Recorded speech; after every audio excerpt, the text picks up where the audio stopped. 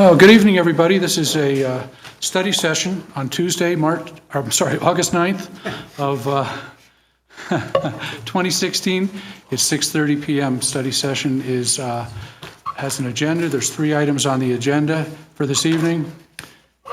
Item A will be a discussion of urban renewal. Item B is the mineral stamp and zoning code and the use table project updates. And item C is a domestic violence education. We have a couple small announcements to make, just housekeeping, but I don't think they need a place on the agenda. Does anybody have any other issues for the agenda? No.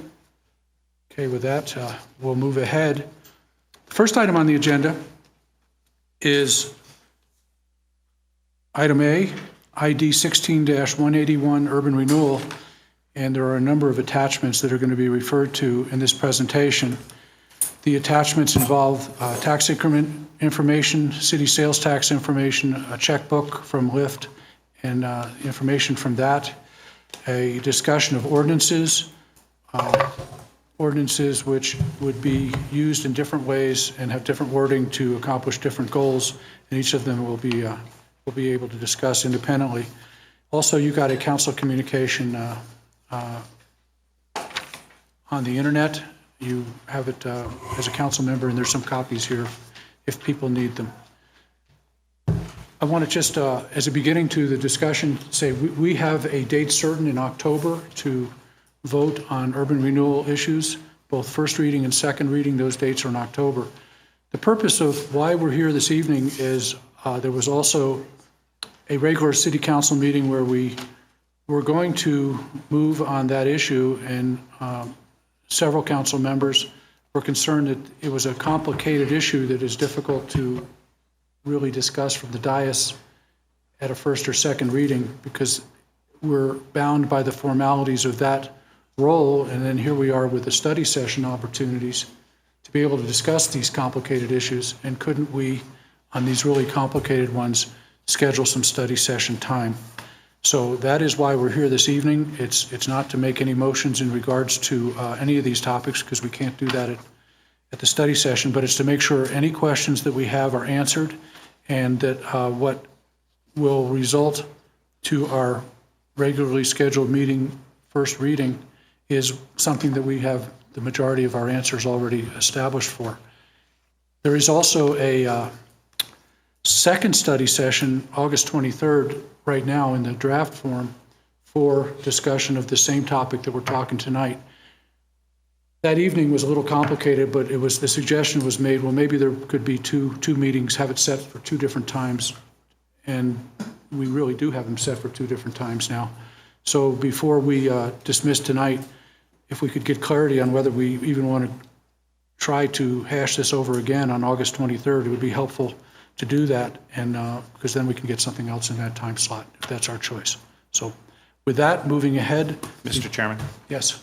On this, just in taking a look at the package that we received and the background, one of the things we were asked to do is submit questions to the Deputy City Manager in that. Not all of those questions are reflected in the background here, nor is the material we've been given reflective of all those questions. So if we're going to stick to the package and the information that's given to us, I will start with the premise that a second study session will be necessary. Yeah, I think I feel the same way. There's some questions that need to be asked that are not included in the documents. So our goal is to cover 3 topic items tonight and leave at a reasonable time. But I think our goal is also on item A to have any questions answered, period. So we'll have an opportunity to go around the room, whatever it takes, to make sure that those questions are asked and answers, if available tonight, are answered. Is that good, Phil? It's a place to start. I Sure. Told you my premise. Kind of tracking on that, I went back and because I was trying to gain some clarity as to exactly what we said that night. And there was, at that time, Acting City Attorney Feldman suggested that we submit those questions to the city manager and that then they would submit those questions to Corey or those best apt to answer those, then those answers would be sent back to council in writing. We'd all have each other's answers and questions together when we got to this study session, and then could do follow-ups. Is that in progress anywhere, or is that not going to happen? I want to turn over to Mike for that. It was my understanding that the statement by then acting Attorney Feldman was the questions would be provided to us from council, and then we could respond to them at these meetings. I didn't have down that it was in writing, but Yeah, I kind of, if there are additional questions, we can deal with that. So just in response to the questions issue, again, tonight, the goal would be to get all questions answered as best possible. And if they don't get answered, and staff will have another opportunity to answer them if we feel we want to do that the other meeting at a study session again. Okay. With that, let's turn it over to our Deputy City Manager. Thank you, Mr. Mayor and Council. Mike Broughton, Deputy City Manager. We're here tonight, as the Mayor alluded to, July 5th. There was an ordinance that was postponed to abolish LIFT and repeal those plans, the urban renewal plans.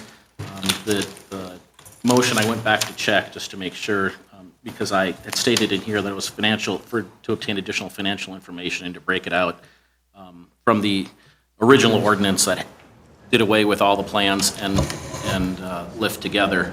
And it was also, the actual motion was to pending additional study by council. So, and then there was some clarification on that.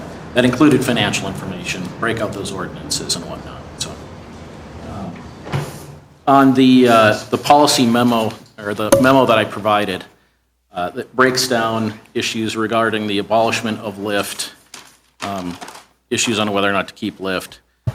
I can talk to some other options as well. Then it talks about those urban renewal plans, and then lastly, the LIFT financials. So you've been provided in your packet a lot of information, and I'm going to touch on most of it this evening. So first off, on the abolishment of LIFT and the urban renewal, or the abolishment of LIFT. So you have options, and there are a lot of options, and it depends on which way council would like to go. So if you choose to abolish LIFT, the effective date must not be less than 6 months so that we can deal with any organizational or financial obligations that remain. For instance, do we return the funding to those taxing entities if directed? That's one of those issues. There's a $150,000 loan still outstanding. If council has the option to choose whether or not to forgive that or to pay that back with the increment that's been received. To date, the property tax increment stands at $252,655 for the 4 plans that are currently collecting property tax. And then lastly, another option too, if you care to abolish LIFT, council could have the option to be seated as the LIFT board or as the Urban Renewal Authority board. That can only be accomplished through an election, has to be at a general election, which would mean next November would be the consideration, should council care to go forward with that. And again, this is enumerated in that memo that I provided. Another option is, should council care to keep LIFT, you can use it to address blight, of course. Efforts can be refocused entirely to addressing public infrastructure needs within the city. And in speaking with the LIFT chair and the LIFT vice chair, they both are supportive of urban renewal continuation. And the LIFT chair, when I spoke with him, he would be happy if council cared to wipe the slate clean and start all over with a new lift board. He would be supportive of that just to ensure that lift continues. So that was his initial thought when I spoke with him. Should council care to keep lift, as I noted, you have the option of using that increment that's been collected to address public infrastructure needs, rather than working with, say, a developer on a project, refocus those funds entirely on public infrastructure needs, and preferably in those plan areas. Is the desired use there? There has to be a really direct relationship if it's used outside of those plan areas, and some legal on that if needed. Can we ask questions as we go? Yeah, let's ask questions as we go, try to keep this as casual as we can, and get the questions answered as they come up. A question on that, then, so it's something like $250,000 is there? 252,000. 252. So what portion of that would go back to the county or the schools or? So it would be returned based upon the property tax mill levies, those ratios. I don't have the exact ratios available. But that, all of that 252 is not ours to spend, we would pay back?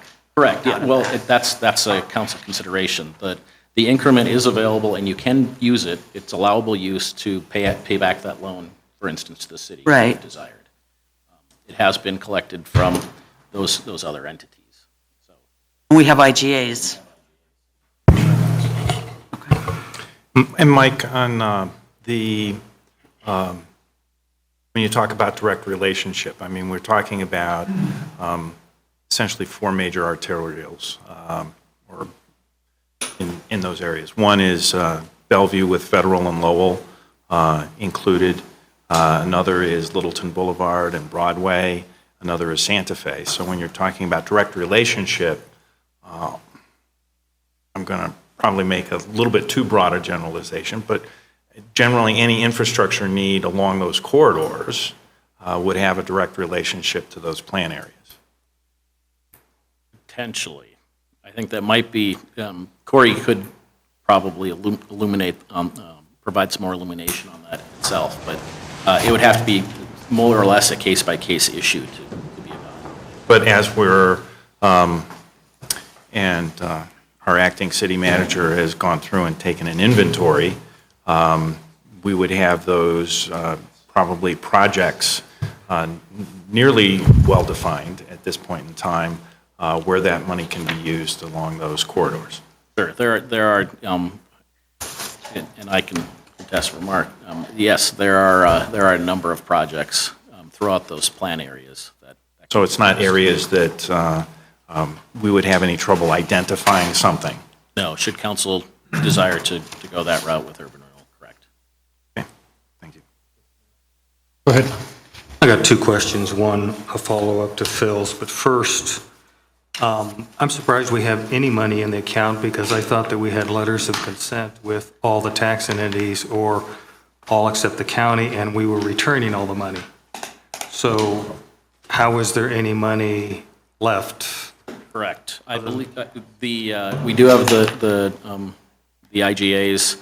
Lyft has not distributed those funds back to those entities yet. They've been waiting on this process, I believe. So once there's direction on how to move forward, they can dispense those funds. So, excuse me for quoting somebody, but terminology is important. Do we have IGAs or do we have letters of consent for returning the money? Because I thought that all we had was letters of consent. Letters of consent. Okay. Second question is, the way I read the urban renewal law, urban renewal projects have to happen within the urban renewal area. The streets, best from my reading of all the legal descriptions, have been excluded from all the urban renewal areas. So how is it that we would be spending urban renewal revenue on transportation projects and corridors when the streets, those corridors, aren't in the urban renewal area? In fact, what public infrastructure could we spend the money on? It would have to be, we'd have to evaluate the project at hand or whatever is being discussed, but my understanding is that it can be used for public infrastructure. But what public infrastructure is there outside of the right-of-ways? Well, you'd What are we have, talking? there'd be drainage issues depending on where those settle. There could be a number of different things, I think, that probably could be addressed.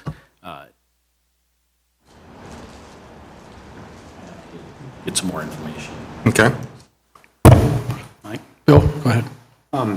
Actually, that question has been asked and answered numerous times, and the input of the attorneys, and Corey, correct me if I state this wrong, but as long as it directly benefits the urban renewal area and it's, there is a link to it, it is okay to use those. They are related, so the lawyer disagrees with you, Mr. Clark, on that. Well, let's get the lawyer up here and we can talk about the particular section. Are we comfortable, Corey, you comfortable coming in? See you on the table? Yeah, let's just get the questions answered as best we can as we go. And Because when I read the definition of an urban renewal plan, it says an urban renewal plan means a plan as it exists from time to time for urban renewal project, which plan conforms to a general or master plan for the physical development of the municipality as a whole, and which is sufficiently complete to indicate such land acquisition, demolition, removal of structures, redevelopment, improvements, and rehabilitations as may be proposed to be carried out in the urban renewal area. So I'm at a loss on how we can get urban renewal projects that are proposed to be carried out in the urban renewal area in the definition of an urban renewal plan, and now we can go outside the territories of an urban renewal area to fix blight that isn't a part of the blighting conditions of the urban renewal area. Two things. First of all, I understand why you believe the streets aren't included. I respectfully disagree and believe they are. Corey, could you talk? I can't quite hear you. If you could, there you go. I respectfully disagree with your conclusion that the streets are not included in the urban renewal areas. I understand that the legal description did not include them, but that the maps did. And so I certainly believe that that infrastructure is included within the urban renewal area. Even assuming it is not, and again, I believe it is, part of the charge of the Urban Renewal Act is to eliminate blight and to prevent the spread of blight. And so certainly I think that doing improvements on infrastructure that is directly adjoining, and in this case within the boundaries of the urban renewal area, eliminates blight or prevents the spread of blight within the meaning of the Urban Renewal Act. Well, since this is a rather important issue, I'll just take one of them, which is the Littleton Boulevard Urban Renewal Plan on page 4 in section 1.4. It says, in case of conflict, the legal description presented in Appendix B shall prevail. So it has a general description of what the area is, talks about the map. If you go to the legal description, on the very last page, on page 48, it says, excepting therefrom all streets, alleys, and roadways contained in the above description. So you have a legal description that explicitly excludes all streets, alleys, and roadways. And you have a plan that specifically says that in case of conflict, and you're mentioning a conflict between the map and the legal description, that the legal description prevails. So how do you get there? I get there because I believe that legal description is intended to show the properties from which increment is derived. The plan area, the boundaries of the map, clearly show, I believe, the rights of way as well. So what you're saying is the text of the urban renewal plan doesn't count. that we can ignore something because your opinion is the map prevails over the legal description? Mr. Clark, we're never going to agree on this, but yes, that's the conversation we've had, I think, 3 times. Yes. And the problem that we have is we keep coming up with clear things that are in black and white, that you have different opinions of what the law says, what the plans say, and what the legal description says. And when we get to the courts find not in your favor. The court found in a very limited aspect related to the definition of predominance within the meaning of the ag land definition. So I would, again, we can quibble, but we're not going to agree. It's pretty clear we aren't going to agree. Let me pass the torch to Peggy. Yeah, I seem to remember when the plans came to us, there was some discussion, although I may have dreamt this, but I seem to remember it, that this could include undergrounding of electric wires and things. Now, that's a different issue, but certainly it's, at least in a lot of people's view, a desirable thing. So there would seem to be at least something that is not debatable in courts of law that could be included and would be very beneficial. I would certainly suggest those are eligible improvements within the meaning of the Urban Renewal Act in terms of preventing the spread of blight. Thank you. So let's get back to trying to ask Mike some questions if we can, since he rehearsed days for this. Yes. Sure. So back to the, regarding the abolishment of LIFT and the Urban Renewal Authority. So the other options would be refer a question to the voters. This has been done in 3 other cities recently, whether a referral or a citizen initiative to do away with urban renewal. Estes Park, Windsor, and Castle Pines were the most recent examples that we can find. And in these instances, voters have been asked if it should be abolished, and in all 3 instances, they've said it should be. So, but it does leave you an option to do that. If you care to do that, you could also, at the same ballot, propose a question that would potentially seat the council as the Urban Renewal Authority as well. So if you care to move forward, say next November in doing this, that could be an option with a tag-along question to seat the council as Urban Renewal Authority. So question on going to the voters. So with 300, does council have the right to, or the authority to eliminate any of the areas based on 300? Or should that decision legally anyway go to the voters? Are we making a major change by removing, or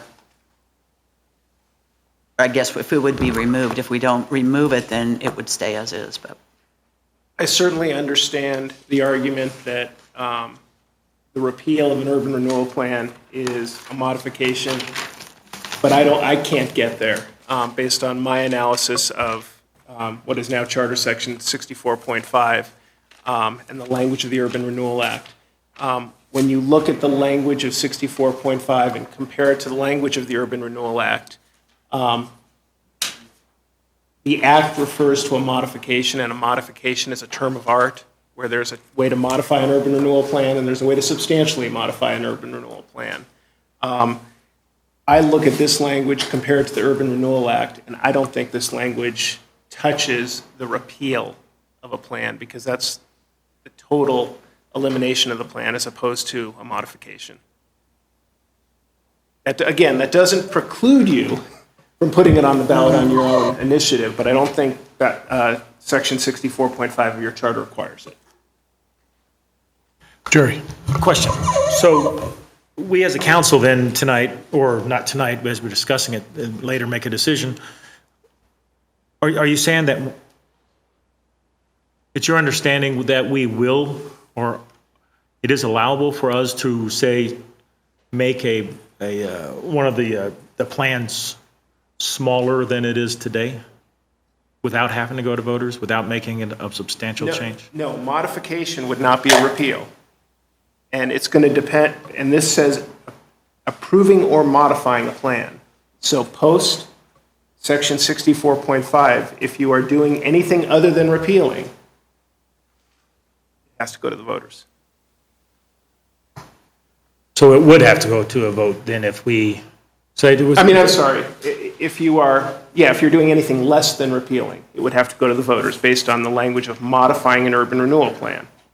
Now, again, it's approval or modification that proposes the use of or change to eminent domain, condemnation, tax increment financing, revenue sharing, or cost sharing.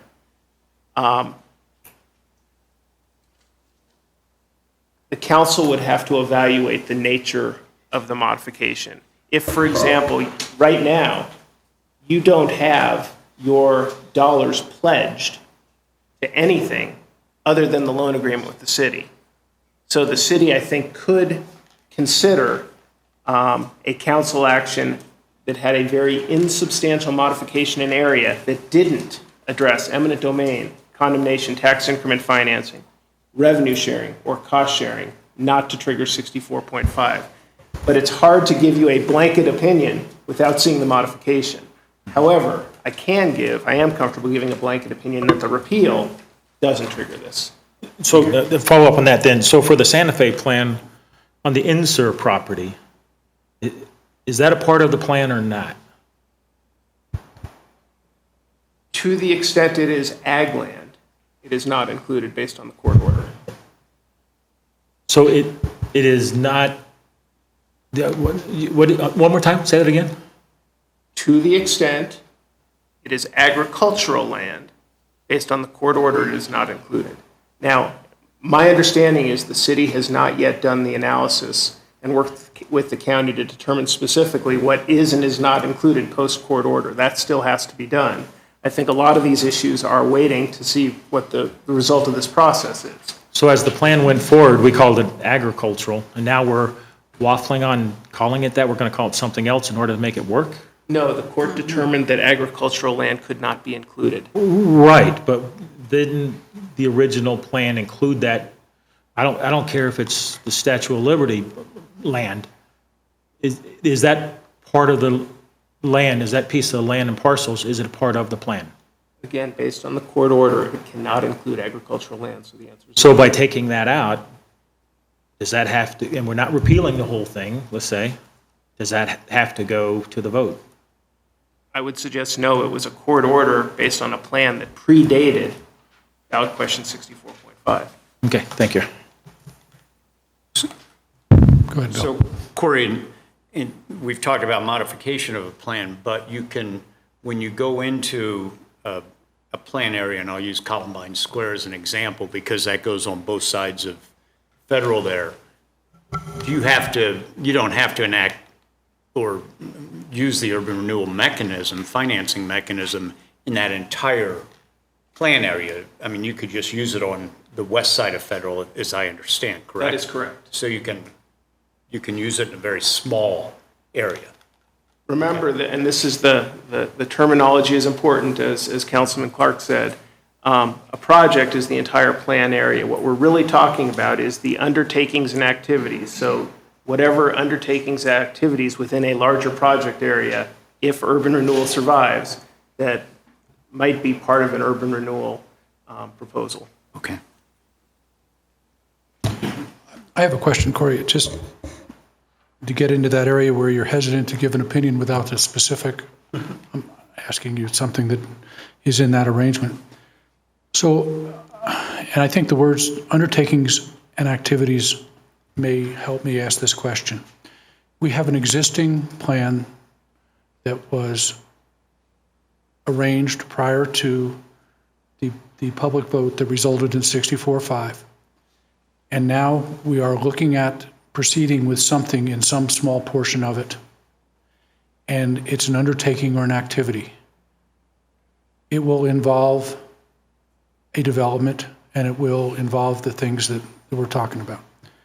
Is that, in order for us to proceed with that, is that an an action approving or modifying an urban renewal plan pursuant to the charter? And would we have to go to a vote for that to happen?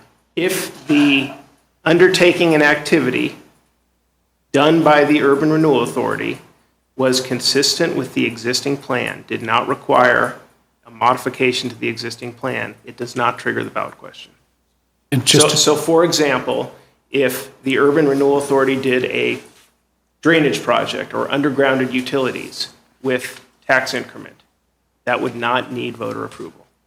what if, harking back to Councilmember Clark's point, what if we found a problem with a legal description or with a property, and it was improper, it just wasn't right, and we needed to make some decision in regards to that? Is that a modification? Again, I'm going to have to evaluate that. It depends if it is a minor clarification where everyone knows we're talking about the same legal lot of record or not. I mean, the circumstances of that type of amendment will matter a lot. Okay. Questions? Peggy? So have we had any applications at all? Not to my knowledge. But I'm not the executive director. I just give legal advice. Yeah, we have not, no. Thank you. Question on that, is that unusual?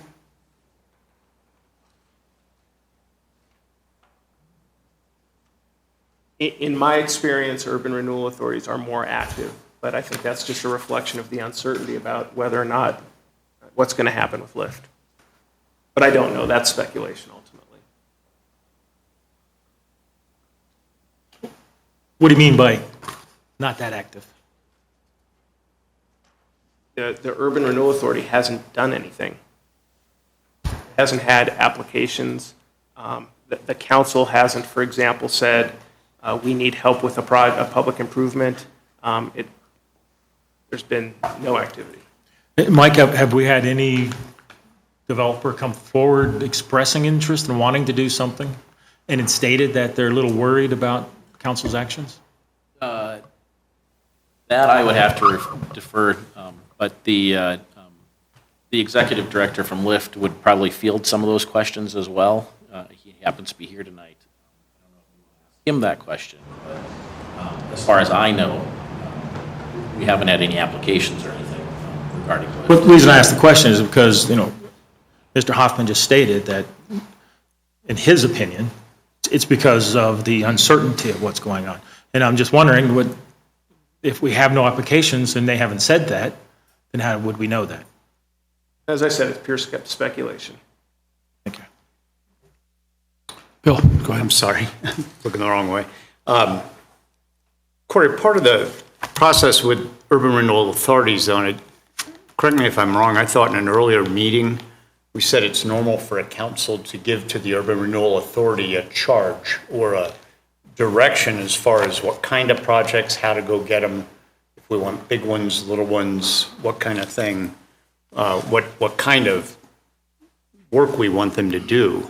And that's not been done here. So which is kind of our bad, if we were to decide to keep urban renewal, then that would be part of that process, is to find that. Could that, does that play into it? It is the job of the Urban Renewal Authority to implement the plan of council.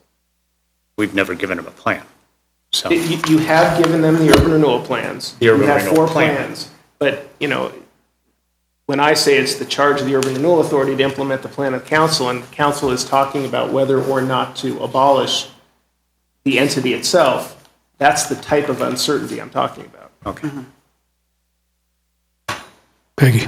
So I obviously don't know all the urban renewal plans in the state, but it seemed to me most of them were much more precisely, much narrower designated areas. So here is this place, and we would like to have this, whatever it is, there, go find somebody to do that. I think we've talked about Steamboat Springs, maybe. We know there's a lot of excitement up in, Glendale, is it? Anyway, someplace. 2 places I don't represent. But anyway, a few places. But it's an area that's fairly well defined, and we scoped out several rather extensive areas. So there is a difference, I think. It makes it tough to answer. There are absolutely different methodologies for the size of plan areas and how to do plan areas, and different communities do it differently. Certainly Littleton had broader plan areas with the idea to do more targeted undertakings and activities within each plan area. Some communities have a specific, basically the project and the undertaking are one and the same. It's just a different way of doing it. Both are authorized under the Yeah, urban I renewal just law. wanted to clarify. Absolutely. Go ahead, Jerry. Regarding the plans, urban renewal did come to us with plans for each area. They were very general plans, I think as Right. Councilwoman Cole was mentioning. And we did review those plans, and that is our direction. So to say that council did not give direction is not a correct statement. Bill? And Jerry, I hear your point, but what I'm wondering is if we couldn't say, okay, here's the, we'll stick to Columbine Square, the plan. But our charge is that the undertakings we would like you to pursue are, we'd like to direct that to the Columbine Square area specifically and in a way that reflects community culture according to XYZ. I mean, we could define that within that plan area. So the bigger plan is the large canvas, but it doesn't define the real intent, what we'd really like to see. And that's, I think, the piece that we're They brought a missing. plan to us, and it's very general, and that's what we approved. Now, did we hold their hand and saying, let's go do this? No. We gave them fundings, or we loaned them funds to carry out the mission. And so they did have plans, and we did approve those plans, like them or not. They are plans. We didn't hold their hand to say, now why don't you walk over here and go do this part? They were the ones that presented the plans, as general as they are, and now I think it's kind of biting them in the fanny a little bit because they are so general. So Go ahead, Peggy. I don't know how many, I'm assuming all of you were called by somebody connected with Columbine. I'm scooting. Now, we okay? God, geezy. Okay, now? Better? We get it right up to the mouth here. I don't know if you all were contacted, but I was called by somebody last week, I think, related to Columbine. Just, hey, what kind of things do you see here, et cetera, et cetera. So my question that I asked a few minutes ago was, in part because someone had called, there was nothing in the conversation with me that suggested that they might be seeking urban renewal money. And that's why I asked, has there been any feelers put to the city for that? So if something can go forward without that, that's super in my view. Debbie? I think Corey's speculation is pretty spot on in terms of why we haven't seen any projects. I found it interesting that you said that urban renewal activity is pretty active throughout most of the metro area, and I would concur with that.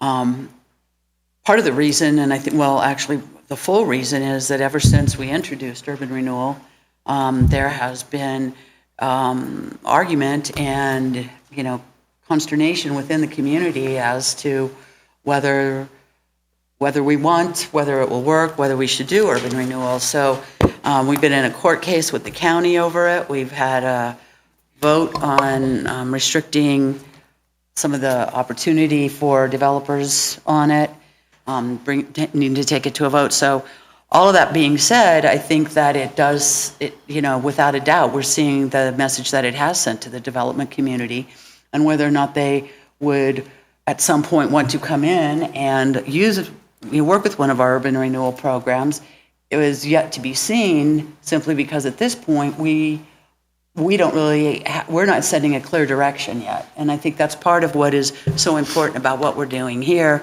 and what we did for the last 2 study sessions we had. And I appreciate the fact that we're not rushing to a quick conclusion on this. And we are, I hope, really making sure that whatever we end up doing at the end is the right thing, because that is the message that gets sent. And that is the message that gets heard.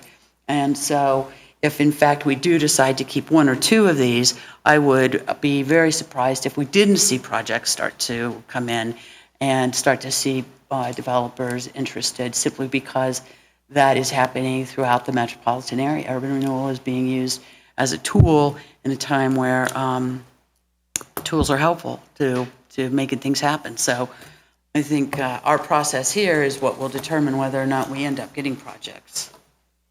If I could make a comment, since we're reflecting on why we think maybe we're not getting an interest. I did a little research out in the media world to see what kinds of information was out there.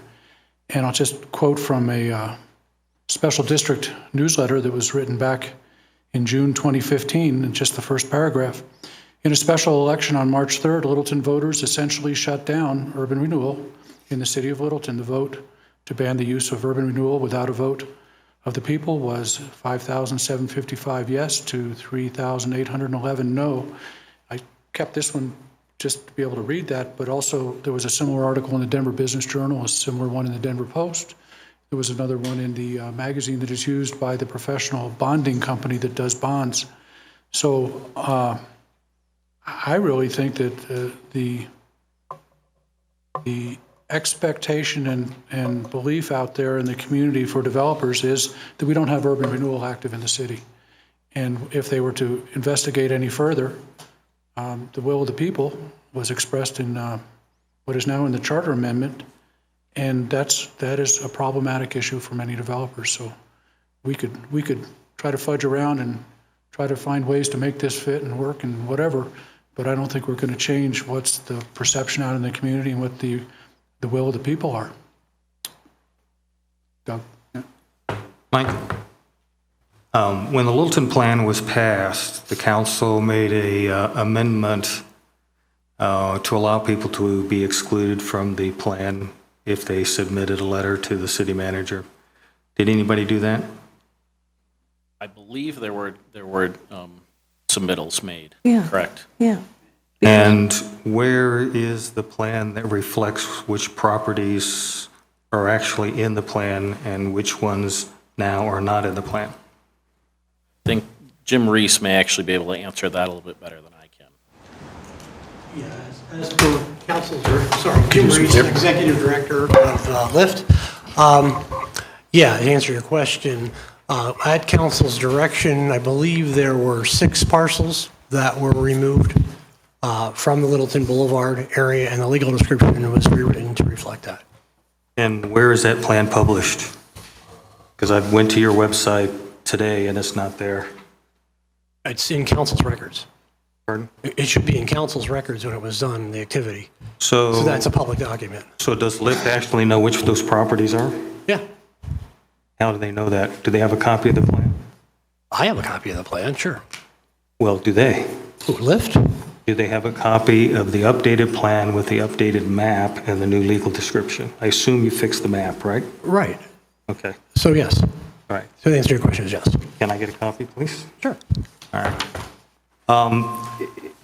In the Littleton plan, you have a building, 1100 West Littleton Boulevard, 4-story building that you have 5 or 6 units on the 3rd floor that are excluded from the plan. And yet the units on the 1st, 2nd, and 4th floor, all the units on the 1st, 2nd, and 4th floor are in the plan. So those units that are excluded are listed in the legal description as excluded units.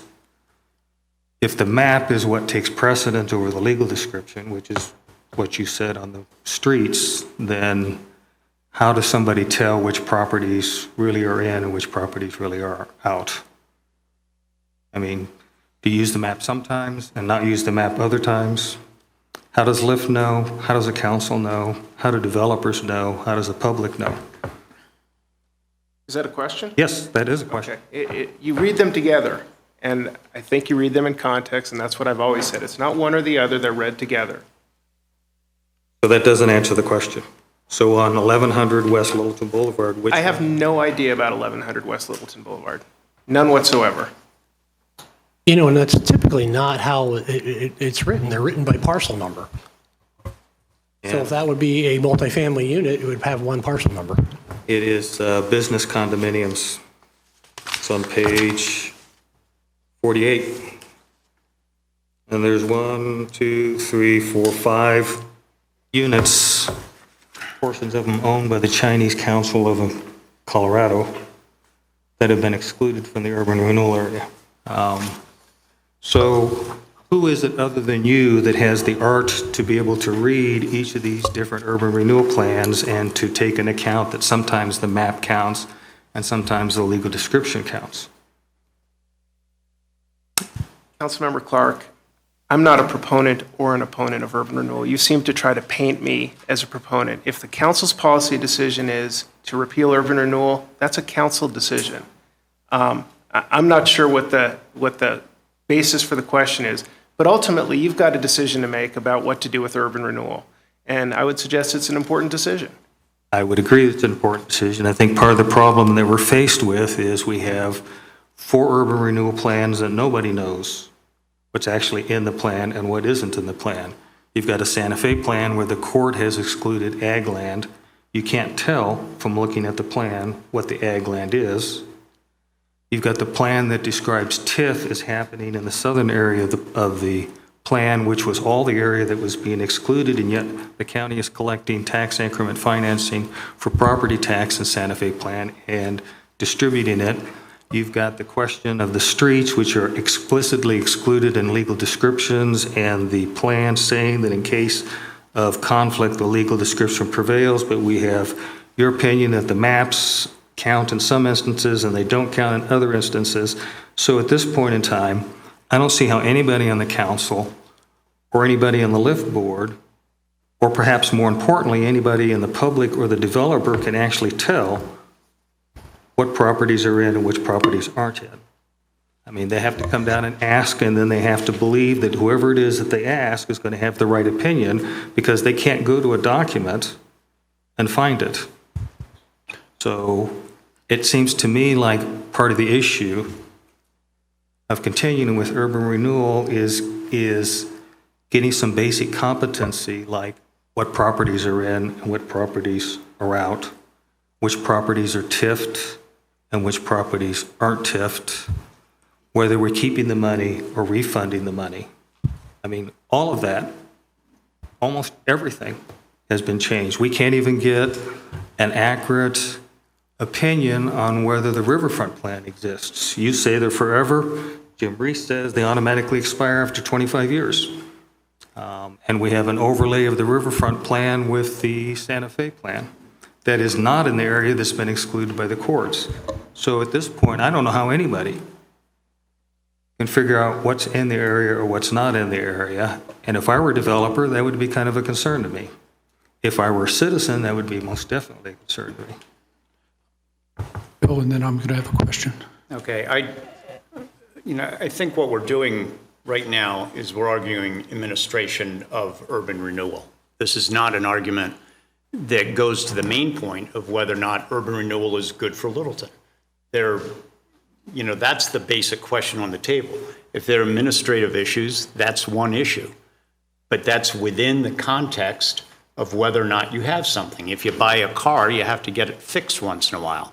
And that's part of what happens with it. There are 3 questions on this that I asked when the motion was originally made a few months ago. One of them is, why do you want to do away with it, from the people that made the motion? Is it the administration, which seems to be the main complaint that we most often hear? Is it because we haven't given the proper charge, or we have given the proper charge? Is it because people can't read the plan properly, or there's a disagreement with the attorney about whether or not a street in front of an urban renewal is part of the area that can be improved under the urban renewal plan? These are all questions that should be handled by legal counsel or urban renewal executives about that. So is it the administration? Is it the basic structure, the way it was set up here in Littleton? Or is it urban renewal as a basic concept? What is the real reason that people want to get rid of it? If urban renewal as a concept is okay and has applications that we can use in the city of Littleton to help our citizens, to help stop blight on Littleton Boulevard or Columbine Square or Broadway, then we need to make sure that we have that and we can fix those pieces and we can answer your questions, Councilman Clark, without modifying a plan. So if we have administrative issues, let's just acknowledge that those should be fixed. Let's just agree on that piece. But to drill down into these details like that and say that that's a reason to throw out urban renewal is just not, I don't think that's a solid basis. We need to think bigger rather than smaller. Mr. Mayor. I want to just go a little bit more toward the issue of the lift and just mention one item. Many, many, many times, I mean that, at least probably a handful of times, I asked for some kind of financial accountability on what was going on from Lyft.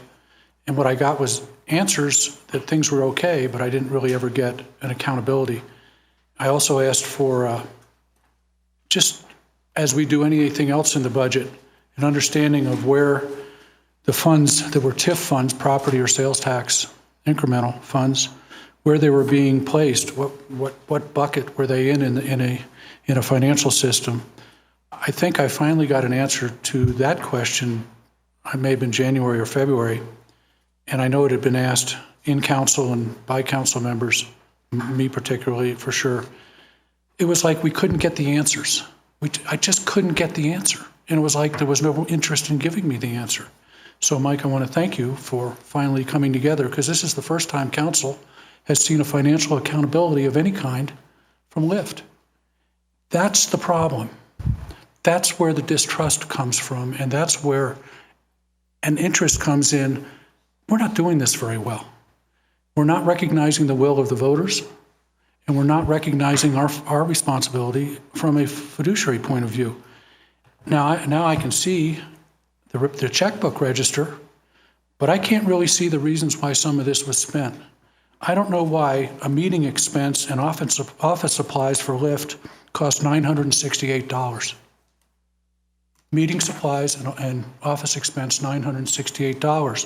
And I'd say, well, maybe that's for the entire year and it staffs some office that I'm unaware of. But then I'll go back and I'll find the same thing. I'll find meeting expense, $545. What the heck is going on? And that is the distrust. And that's why this discussion's going. That's why we're getting caught up in the weeds. And I don't really want to take the meeting into the weeds, but I want to point out that that's the issue we're struggling with. If it has to do with legal descriptions, if it has to do with accountability for council actions, clearly financial, Mike, this is a start, but I want to know why $900 was spent on meeting expenses. There's got to be an answer to that. I can, if I can't answer that. But what I don't want to know now, because I'm asking in a meeting in the public, surrounded by people, and I'm getting an answer. I want to ask from the Lyft board months ago, why in December and in January, February, March, we had those expenses when I was asking for that information. Very frustrating, Jim, and it gives the issue of when we're up to 160,000, 170,000, it begins to add up. And that's one of the reasons why I think we need to discuss a little bit more tonight the advantage of doing away with Lyft as it exists now for accountability to the taxpayers, if for no other reasons. Doug. Bill, I guess I completely fundamentally disagree with you. The idea that these administrative issues have been identified and they can be fixed is wishful thinking. Who's going to fix them? These issues, and they're significant, happened with an executive director and an attorney giving advice. You've got, once again, legal descriptions that don't match the plan. You've got a suit for the inclusion of agricultural land that we lost. You've got differences of opinion on whether we're refunding the money or not refunding the money. You've got a Resolution 88 that the council passed saying that they weren't going to move forward with an urban renewal project without the full support and approval of the taxing entities, and yet we did. And the way we get around that is by tap dancing on the definition of a project and a plan. So if you think this stuff is going to get fixed, who do you think is going to fix it? The same people that created it in the first place? Because that's what we have. I mean, if you're looking to fix Lyft, we need a new executive director. We need a new attorney. We may or may not need a new Lyft board. We need somebody that'll actually wait to approve the plans until they've been written. We need an attorney that'll actually read the legal description and compare it with the plan. We need an executive director that actually knows which properties have been TIFed and which ones haven't, and which TIF has been implemented on which of the plans, and whether plans expire or they don't expire. And I don't see how this is going to be fixed with what you have. So urban renewal may be a fantastic concept, but I think it's pretty obvious that how it's been implemented in Littleton stinks.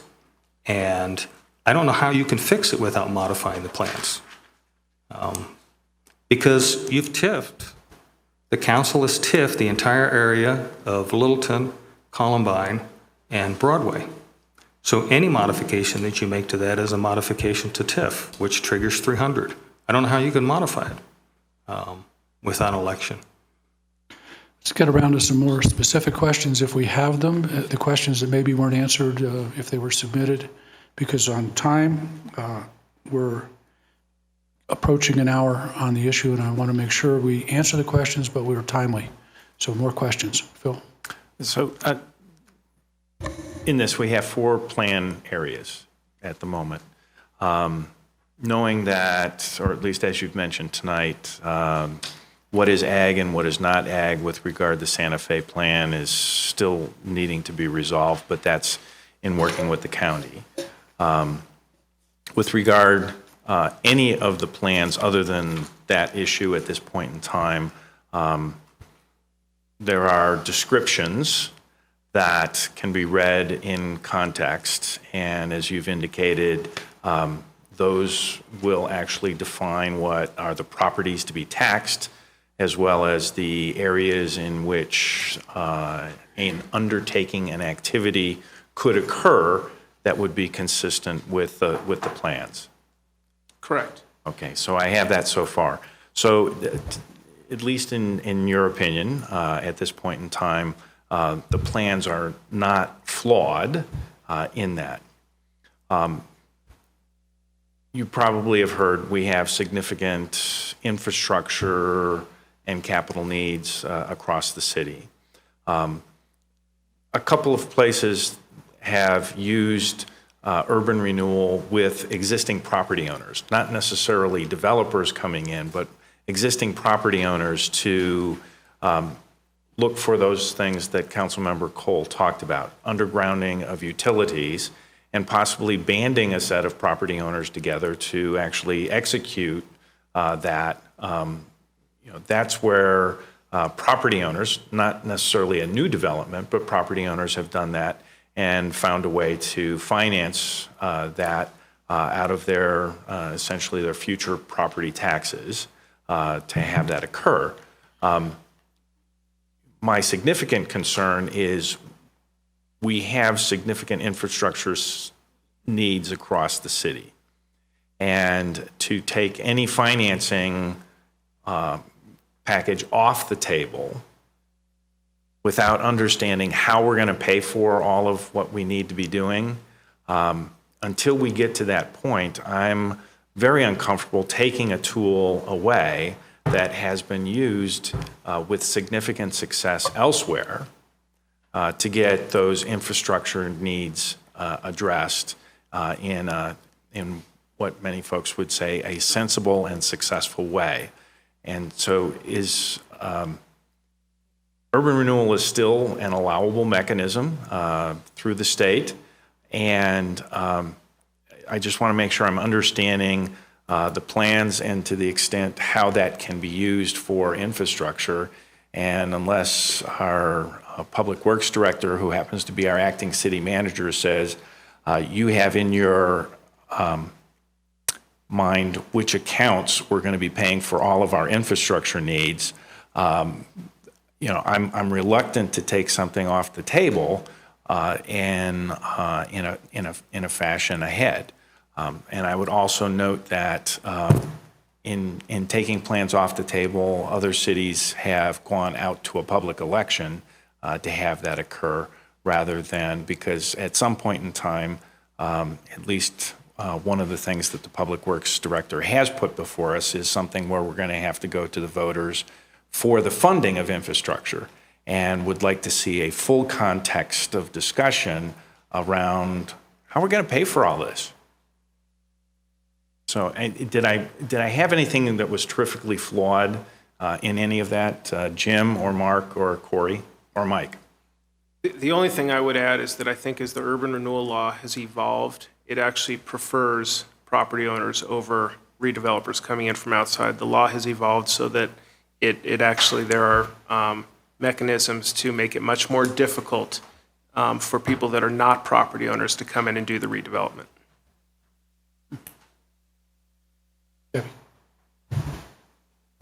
Well, after listening to both Bill and Doug, I started thinking about what both of you were saying, and I really do think that if we were to have a discussion about the value of urban renewal, and we have had those discussions, we started having those discussions 3 years ago, and the value continued to show that there was value there, and that there could be improvements and opportunity for the city. Hence, we supported it. I get also, Doug, that, and Bill has mentioned too, the administrative issues. And I see, you know, we've had a number of public hearings, a number of other study sessions where these issues have been brought up, and some of these things that appear to be inconsistencies, and maybe they are inconsistencies, or we have had issues with the board. We've had issues with some of the personnel. And I don't think that taking a swipe at cleaning all that up is something I would not be afraid of. I mean, I think that the value of urban renewal and what the benefit that it can provide to the community, particularly while we are struggling desperately with infrastructure needs and funding, that if it means we make some tough decisions administratively on this program, and if some of the cleanup of these plans requires us to trigger a vote, then, you know, what's so wrong with that either? I mean, to have the community help improve the existing plans to a point where there is a larger level of support. Because the community did not vote against urban renewal. It did not vote to kill urban renewal. 300 doesn't do that. So it may be an opportunity for us to really, you know, kind of create a new way and bridge some of these chasms that have been created by this. And I don't know what the risk would be in doing that. I mean, the risk, as I see it, would simply be if it put the changes together, whatever those would be, however that would happen, get it to the voters, and the voters still say no, and we still have messy plans, then maybe we're back here making a different decision. But other than that, it seems like it might be an opportunity for us to get it on the track that we have more of a cohesion around, not only between staff and council, but also the community. Asking my opinion? What's your opinion? Doug, let me go to Doug. He's responding.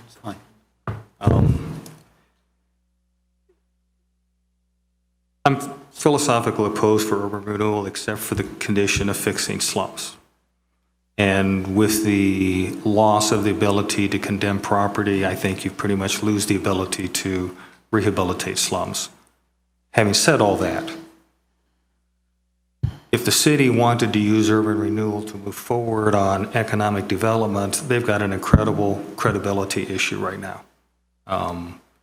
You've got, and part of that credibility has been created by the administration or lack of administration of urban renewal. Part of that's been created by the council itself. Okay, excuse me a minute. You're feedback. You're getting feedback there. Sorry. Yeah, it's okay. So, I think if you're going to go forward with urban renewal, I think the absolute right thing to do is to bring it to the citizens, but I don't think you have a ghost of a chance of passing anything unless you can describe to the citizens what specifically it is that you want to do with their tax dollars. Because ultimately, all of the money that goes to urban renewal comes out of their wallet, regardless of the route that it takes to get there. And what we have right now are 4 urban renewal plans that define nothing.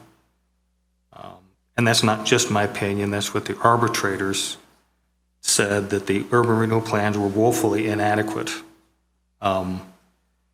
So if the council wants to move forward, then you could try putting all 4 urban renewal plans, a modified version of them, up before the voters, but what are you going to tell them that urban renewal plans are going to do? I think the smartest thing to do in the big picture is to get rid of LIFT, to put this aside, and to concentrate on the problems that we have, that we actually have tools and potential solutions for. If you think you're going to pass a tax increase, while we can't even successfully describe what the boundaries are of an urban renewal area, and you've got potentially millions of dollars at risk, and we already lost millions of dollars on a previous urban renewal plan, I don't know how you're going to do it. So I guess you could go to the voters and say, hey, we want to use the school district tax dollars and the county's tax dollars to fix our infrastructure because urban renewal is such a great tool. Good luck with that. Oh, by the way, don't pay any attention to the fact that we said that we weren't going to do that without their approval and that they've already told us that they object to all 4 plans. My opinion is this is such a mess that backing out of it is going to be more difficult than it is to stop it and go forward. And frankly, Littleton survived very well for 25 years without urban renewal. I don't know what trigger event has happened in the last 3 years where we think that all of a sudden we're going to crash and burn without the use of urban renewal. But that's my opinion.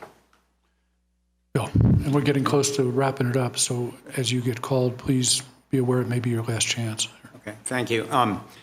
First of all, a couple of things.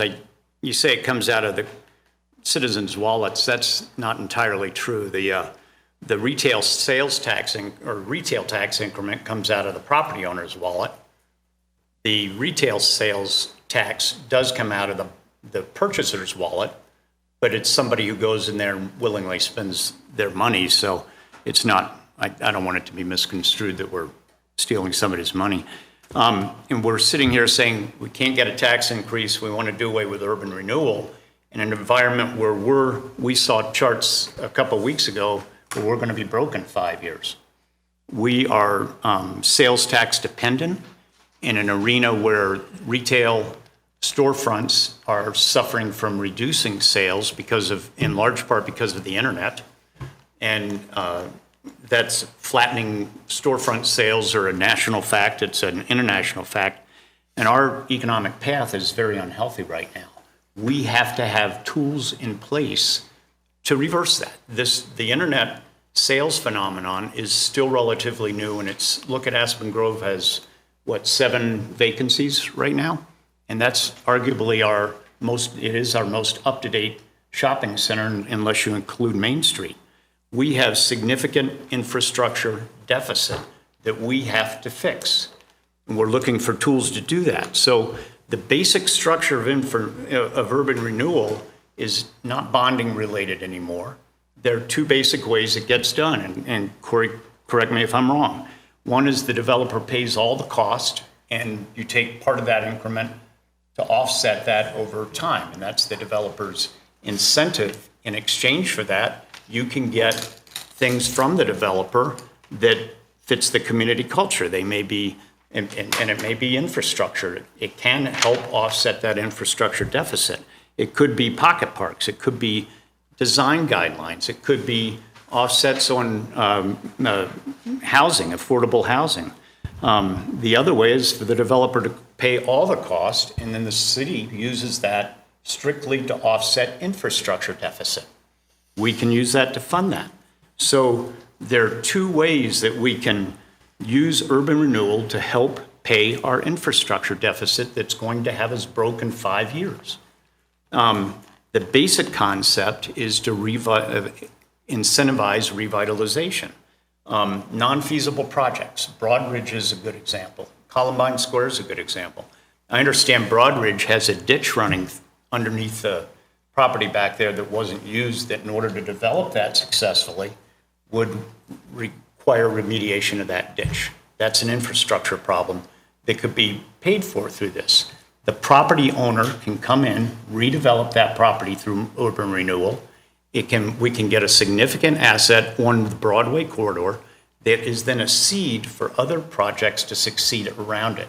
That's why Streets of South Glen, you see other stuff that is around that area that was not part of the urban renewal area. Same with the Villa Italia urban renewal into the Belmar. So we have, when these assets are done, you immediately have a community asset.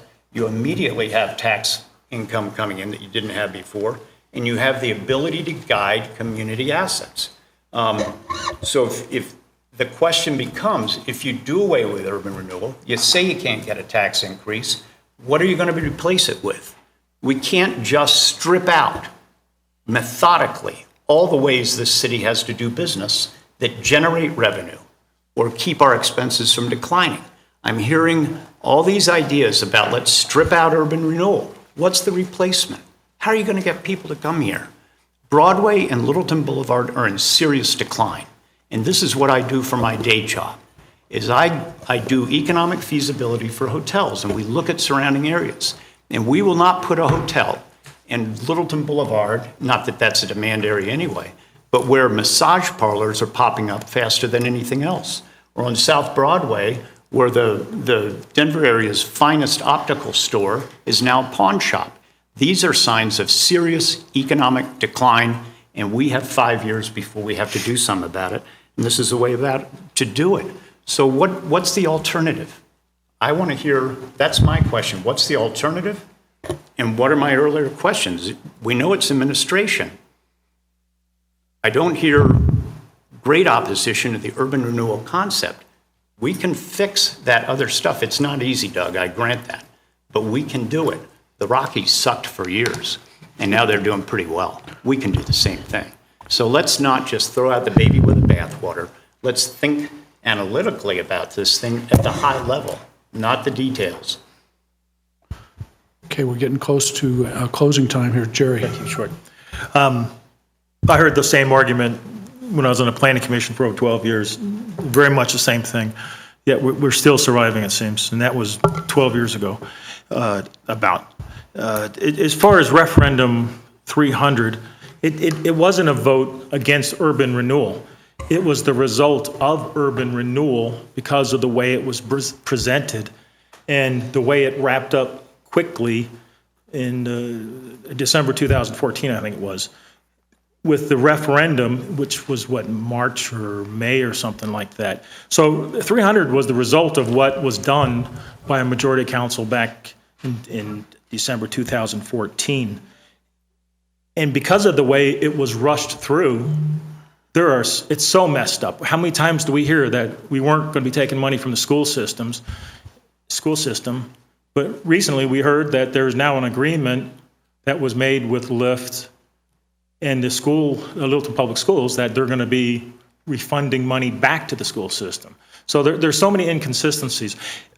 I don't have an issue with urban renewal or even the board itself. The members are fine individuals.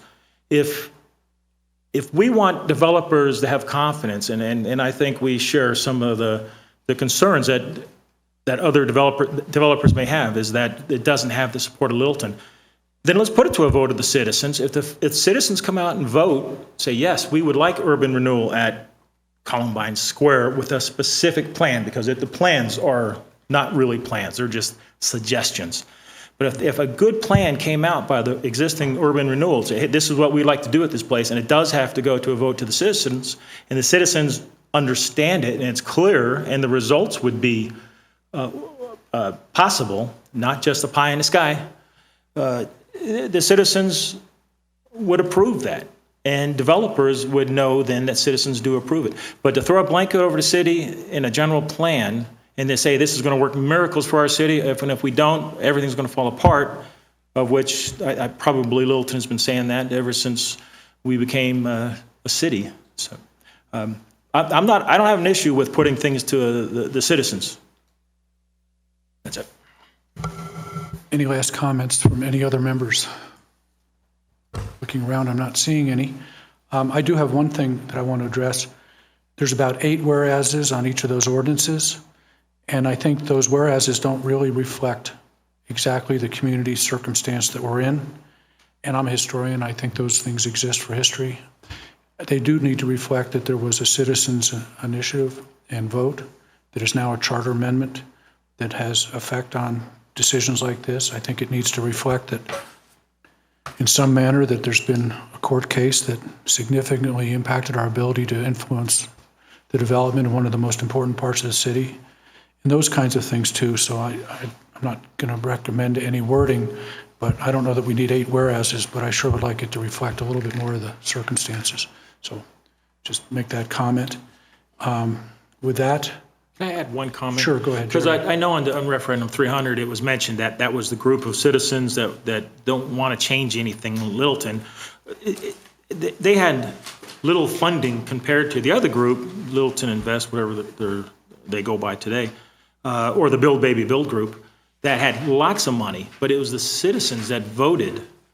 And it wasn't because there was a lot of money paid at making it pass, because it passed with little funding compared to the Build Baby Build group that was trying to get it to pass. so I'd like to wrap it up on, this is the end of, Bruce, what are we going to do next time? yeah, that's where I'm going. This is the end of agenda item A. Before we get to B, let's decide, do we really want to meet a second study session on August 23rd? I'm willing to listen to whatever council wants. It's slotted right now. We have it on there. It would be more of an issue of, you're willing to take whatever you take to the first reading from this meeting. I think that we should meet, because I think we should come to some consensus about what we do want to do on October 4th or whatever it is. Because it may be a matter of approving the Littleton Boulevard plan and not keeping one plan and not keeping the others. It may be changing the lift board. It may be, we do have options, we do have alternatives.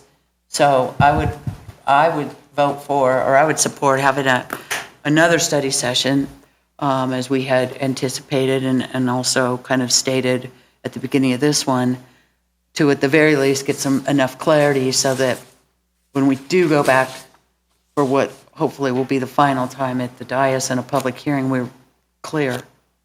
Because I'm not ready to do that So tonight. I'm hearing one person would like to. Can I just go around the room and get a consensus to continue with the schedule that we have? I agree, and I'll back it up just a little bit, just a second, because I think, I hadn't thought of going back to the voters on it, and I think there's credibility. My concern is, I think a lot of voting is done by bumper sticker sound bites, and it's easier to say, save your house, vote against urban renewal, than it is to explain how urban renewal can revitalize a community. So that's my only fear on that. But I want to think about that. So 2 to leave it on the schedule, Jerry? I'm okay with, if we want to discuss it more, let's do it. 3? I think another study session is going to be basically a repeat of what we have now. We've all know our positions. Phil?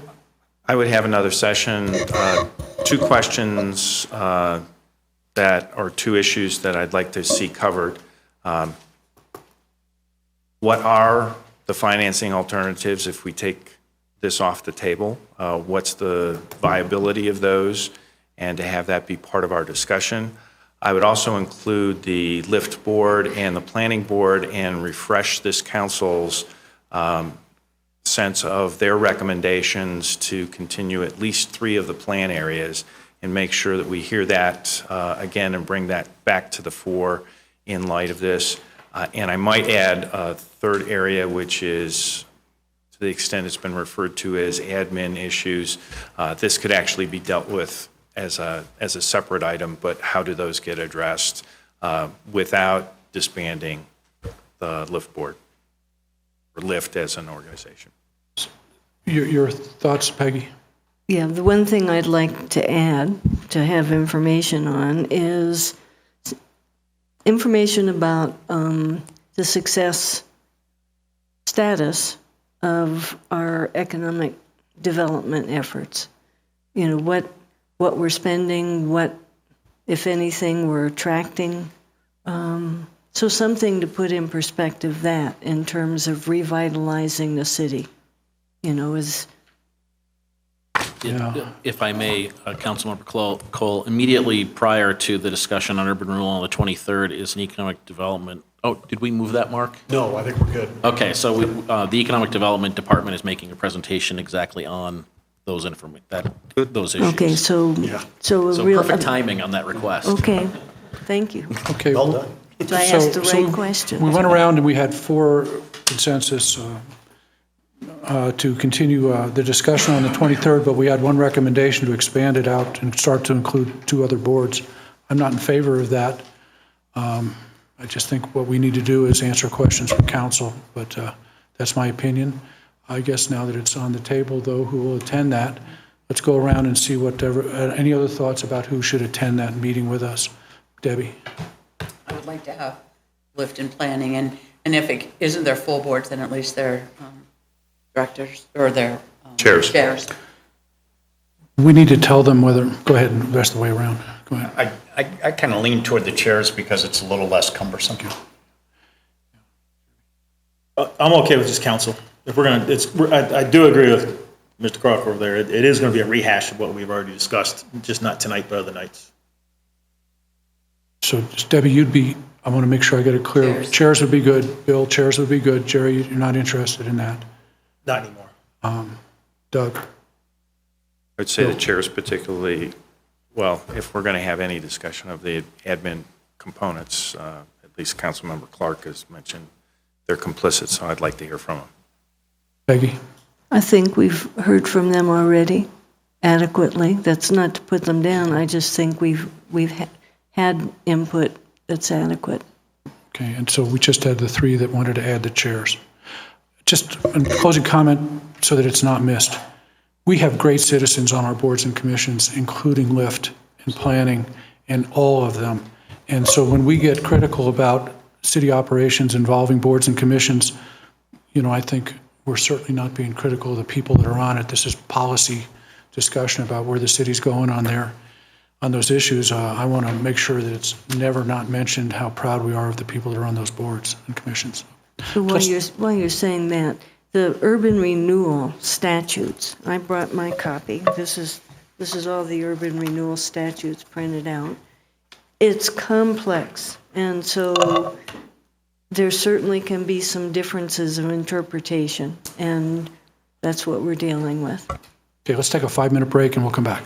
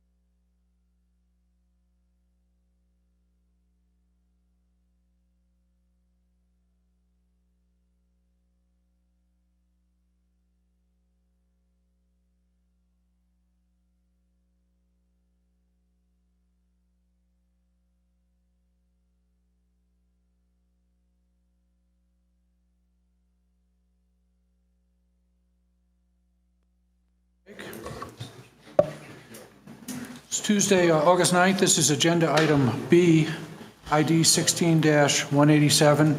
It's to discuss the mineral stamp and zoning code and the use table project updates. So we're going to get started again. Jocelyn, the table is yours. Thank you, Mr. Mayor. Yes, I'm just coming this evening to present you a brief update on a couple of the projects that we're working on in community development and with the planning board and community. First, I want to talk about the mineral stamp. And so honestly, I wasn't sure how do we get stamp and what does that mean? So for my own interest of wanting to explain that, because stamp is mentioned everywhere without actually what it means, it's the Station ST area master plan. So we have been working on this project. As you know, in the citywide plan, mineral area plan was listed as high priority in that document. And then in 2014, based on an opportunity to receive a grant, we did apply for that and we were awarded that funding.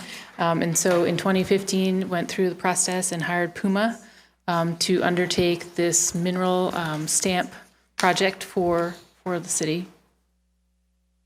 I did hand out, here's the schedule, just to give you some general overview, and this information is also posted on Littleton Plans, but wanted to give you the schedule to let you know where we are in this project.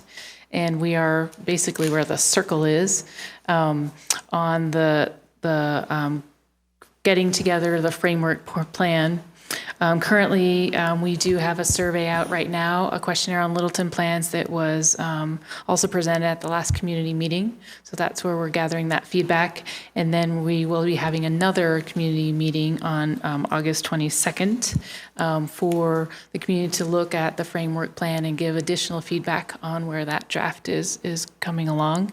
And then from there, it would go to the planning board for them to have a study session or two around the document itself, and then proceed forward for formal review and approval by planning board and council.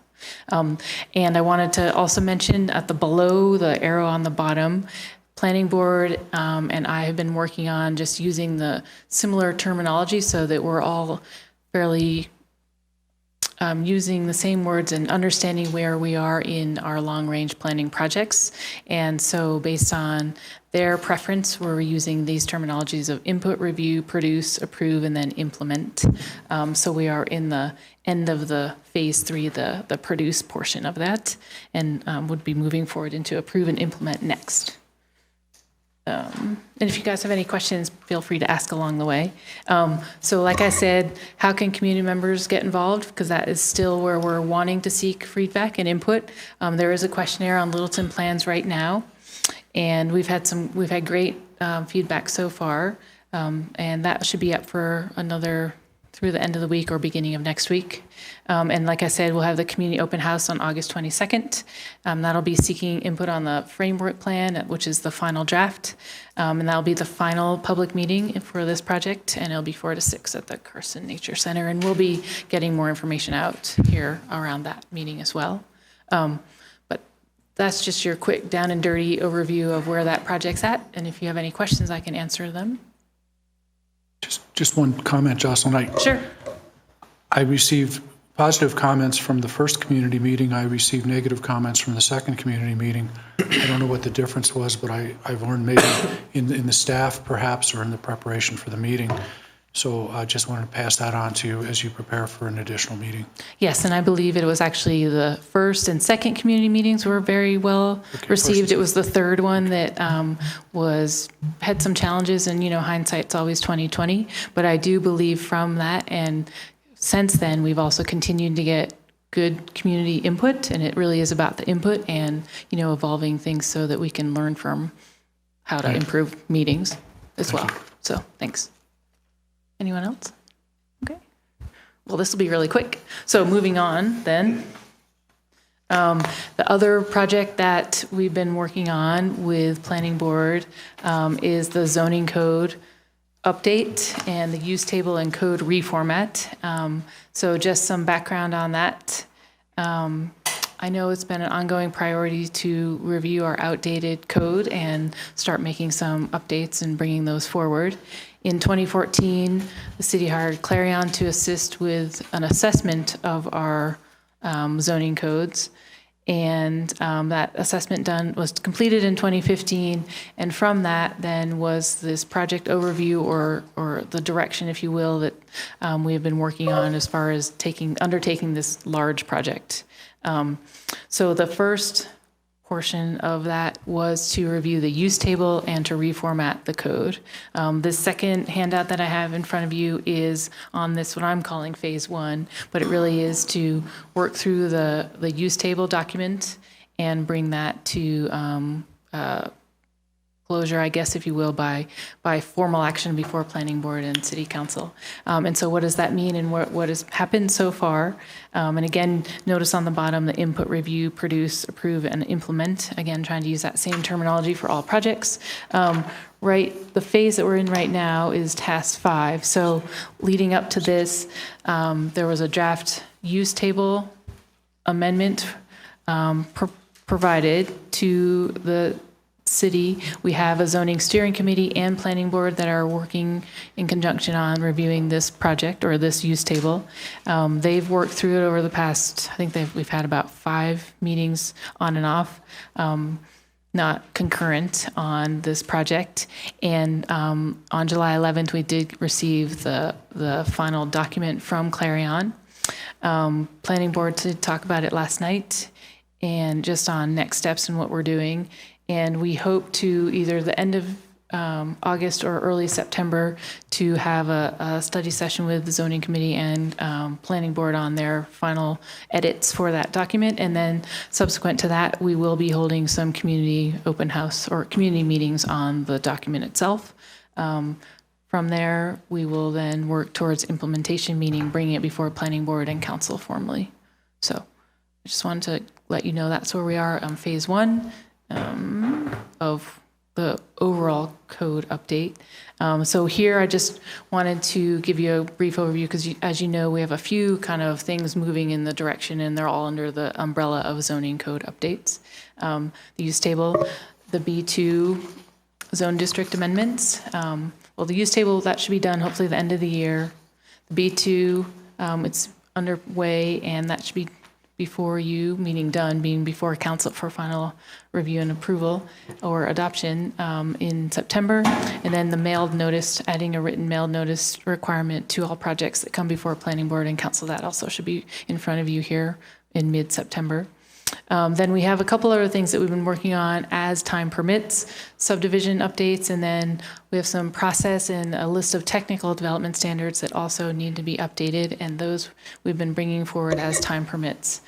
So what I'd like to do is continue with the phase 1 to get that worked through the process, the B2 and the written mailed notice, and then based on what council has recently provided to Mark on priorities and the need around the code updates and what's our overall direction and what do we want to do. I'd like to evaluate the overview of this zoning code update project and establish some next steps based on your priorities discussion.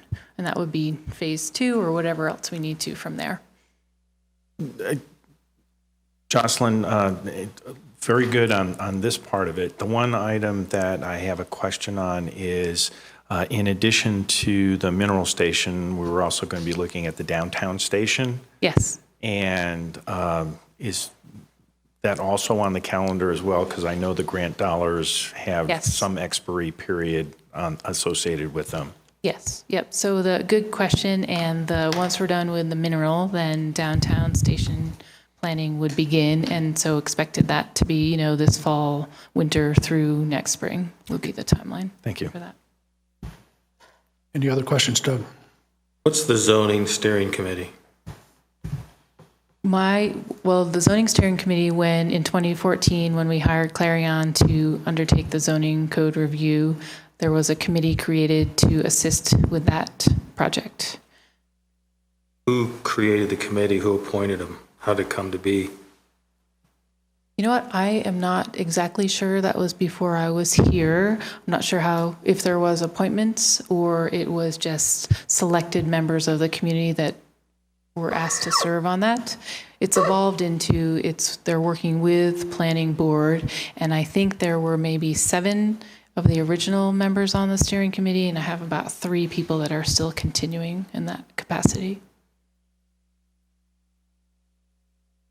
So we have a committee that started at 7, it's down to 3, it's not the planning commission, and we don't know how they got appointed. I thought you asked me if they were appointed, and I don't believe that they were, but I'm not sure. I'd have to check on that. Well, if they weren't appointed, how'd they get on it? I believe they were just invited. Okay, they were invited. Councilmember, we can certainly find out to the answer to those questions, and Sure. good questions. Unfortunately, I don't know either. Well, what my concern is reorganizing the zoning code is a big challenge. And understanding what's in the new organization from the old organization takes a period of time. Updating the land use is also a huge enterprise that has all sorts of implications. The fact that we're cramming them both together and we're allowing a whopping 2 meetings with the community, and it's being guided by a board that started out of 7, that's down to 3, that I don't know how they got invited or even who's on it, for sure. And that they're working in some capacity with the planning commission, who's actually, I would view their job as being the one to go through the land use, and I thought we had this discussion on what the priorities were at the breakfast some months ago. So I'm surprised to see this come up where less than a month from now, or a month from now, we're going to be having community meetings after already going through the planning commission on something that I thought was a low priority. I think the priority level, Councilmember Clark, is one that was previously discussed, and you have a different opinion on that as well. Well, that's the advantage of having votes now, isn't it? So let's have Mark come back to us maybe So- with the additional information. Sure, and I can also add to, we can certainly find out how the steering committee was set up. I don't believe it was via appointments from council, but we will find that out. They were, my understanding is that they were a variety of people with a variety of interests that were invited to participate. Well, that's fine. I don't know what- Who So- invited them and who's invited, and, But on the focus of the project itself, it was to, here, and I'll read this to you, for updating the use table and the code reformat, it was to revise and update the uses, modernize the list of uses, and avoid making policy changes that require significant discussion, because that, we have a list, and those things obviously need to come to city council for those discussions. well, land use by itself is a policy change. Right. You're changing land use is major. The second part was to create a logical and intuitive structure. So the reformat itself did not change any of the code provisions. It just put it into a different format. Okay, I will buy that you can, it's possible to revise the format of code without modifying the policy, but you have revised land use regulation, which most definitely is a policy decision, so. Yes, yes. And I believe it was the direction at the time when it was approved to move forward with this project in 2014, 2015, was to look at the use table and modernize it. You're absolutely correct. That does imply some policy changes, which is why it will come before council for review and your input, but not to take on any significant changes, because that would have to be obviously a bigger conversation with council. Well, So I'm not trying to Land- argue, but yes, So let's have this deputy, or the acting city manager come back and try to explain to us what happened, if he could research it. I hear your concern. and I'd like to figure out what it is that we actually decided on that breakfast meeting, because I keep hearing from Phil and Debbie something completely different than what my memory is. And that's not something that we should be rehashing over and over and over again. But I wasn't at that breakfast, and decisions were made? Decisions were made, yes. Where are the minutes? Well, if you recall, we can provide the memo that planning board then followed up with after that breakfast Yeah, that was presented to council. So we can bring That up was their all that version of it, information. yeah. Still, was, I think right. there's 4 versions out there right now. Yeah, so we can certainly get more information and bring back. Mr. Mayor, if I may, we certainly can research all of that. I think Jocelyn kind of touched on this. I think while the clarity and scope initially may be focused in one area, and I appreciate the complexity of even that task, the priority discussion, I think, in my mind, was an opportunity for us as staff to step back and gather all this information and look to see what we actually have capacity to do over time. So I am hoping that that opportunity here, we can flush some of this out and provide a little bit better detail at this point in time. That's my hope. Right, for next steps, absolutely. So that's the idea. Any other questions? Thank you, Jocelyn. Let's move right along with Thanks, Jocelyn.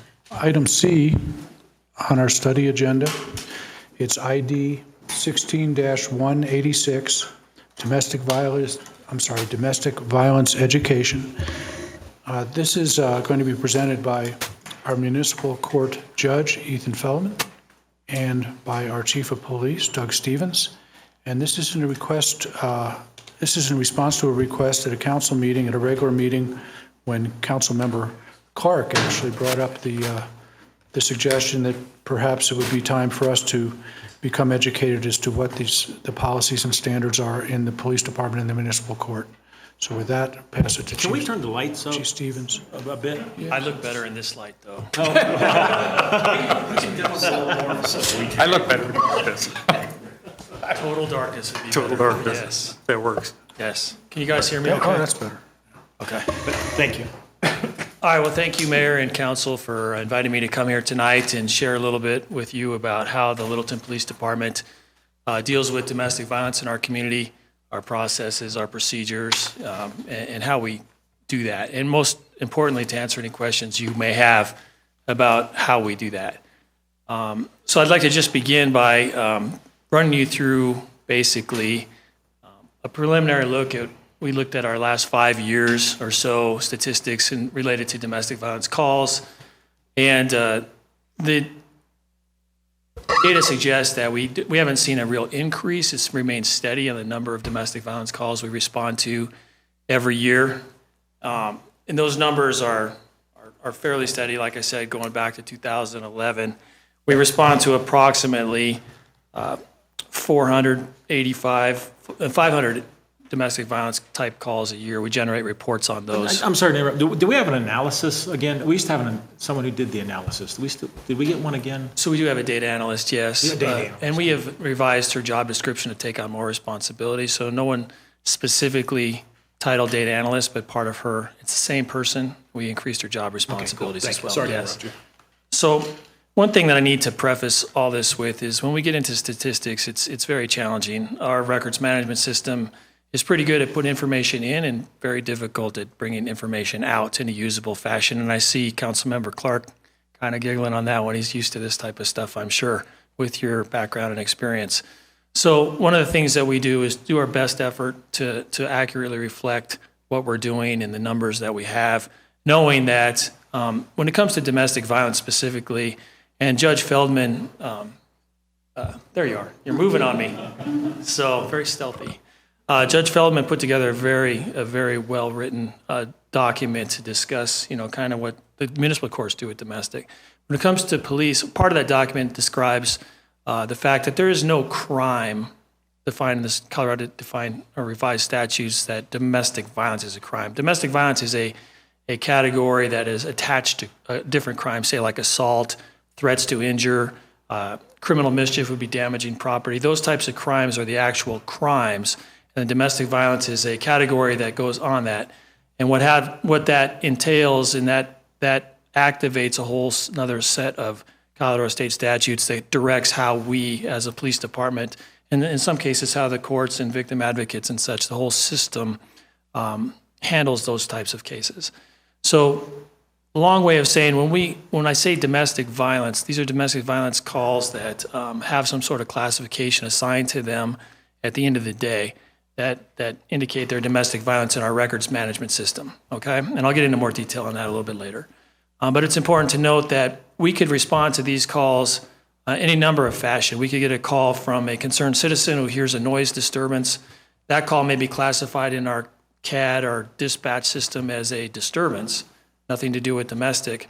Our officers may respond to that call and then determine through their investigation that there was a domestic violence related crime that did occur. So we may have CAD records that would show the call came in as a disturbance, and then we may generate a report at the end of that states that there was a domestic violence crime that occurred there. So if you're looking at records, CAD records may show disturbance. It would not show up as a domestic violence.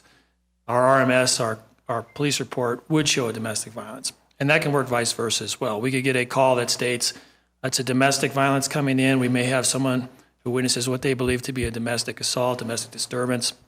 We may go and investigate that crime and determine that it does not fit the classification for domestic violence. And then we may have a call on our CAD records that show it was a domestic, but then our police report would show a non-domestic. So you can see where it can be confusing, where the statistics can be open for interpretation on what they are. But I can tell you, based on our records management system, we average about 500 domestic reports per year. One way we do things in Littleton, it's a little unique. I've been a police officer for 25 years, most of that time with the Denver Police Department. So I've literally been on hundreds and hundreds of domestic violence calls myself. In Littleton, we do something that's really unique. We complete a case number assigned police report on every call we go to that we determine was related in some way to domestic violence. And what that means is normally many police departments will only generate case number reports on criminal offenses. If we go on a call of a domestic violence and we determine that no criminal offense occurred, we still write a case, a report for that, and it's assigned a case number. Some other agencies, many other agencies will not do that. They will go and investigate, determine that no crime has occurred, and they will not generate a report on that, at least a case numbered report. And it all varies depending upon the agency. In Littleton, we do generate those case reports on non-criminal offenses. And the reason we do that and have done that for a long time is because we have a proactive outreach from our victim advocate. And that's the best way for us to generate that proactive outreach. Even on a case that we investigate and determine ultimately no crime occurred related to domestic violence, we still feel that there is an important outreach that needs to be made to the folks that are involved in this to offer them victim advocacy services so that maybe even if it was just an argument between a couple, that no criminal offense occurred, they did argue, but there was no crime, we can reach out to them and offer them services, and maybe we can help them in some way to prevent further actions from occurring in the future.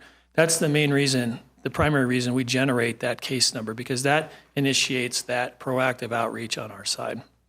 So let me back up a little bit and kind of walk you through what it would look like for one of our officers responding on a domestic violence in Littleton. So we get a call through dispatch, however that is generated through a witness or a victim or someone calls us. Our officers will respond. It'll always be a minimum of 2 officers due to the safety risk. This is one of the most dangerous calls that police officers respond on. So a minimum of 2 officers will respond. And as in any case, we investigate in a method, a checklist, so to speak, a mental checklist that we'll go through. We'll go to the scene. We'll contact everyone who's there. We'll separate people and interview them independently. The reason we do that is we want to make sure that, especially victims and suspects, we want to get the victim away from the potential suspects, that they feel free to talk to us in an open and honest manner as best we can. Oftentimes, they feel intimidated and obviously are not willing to do that, especially if they're doing so in the presence of their alleged attacker. So we will separate everyone, including the witnesses, independently interview everyone present to get the story in as many independent ways as we can. All witnesses, family members, neighbors, everything that we can find, everyone we can find, we'll interview. We look for physical evidence. Is the house in disarray? Do we see broken furniture? The typical common sense things that you would think about if you're responding as a police officer to these things. We look for that physical evidence. We interview the witnesses.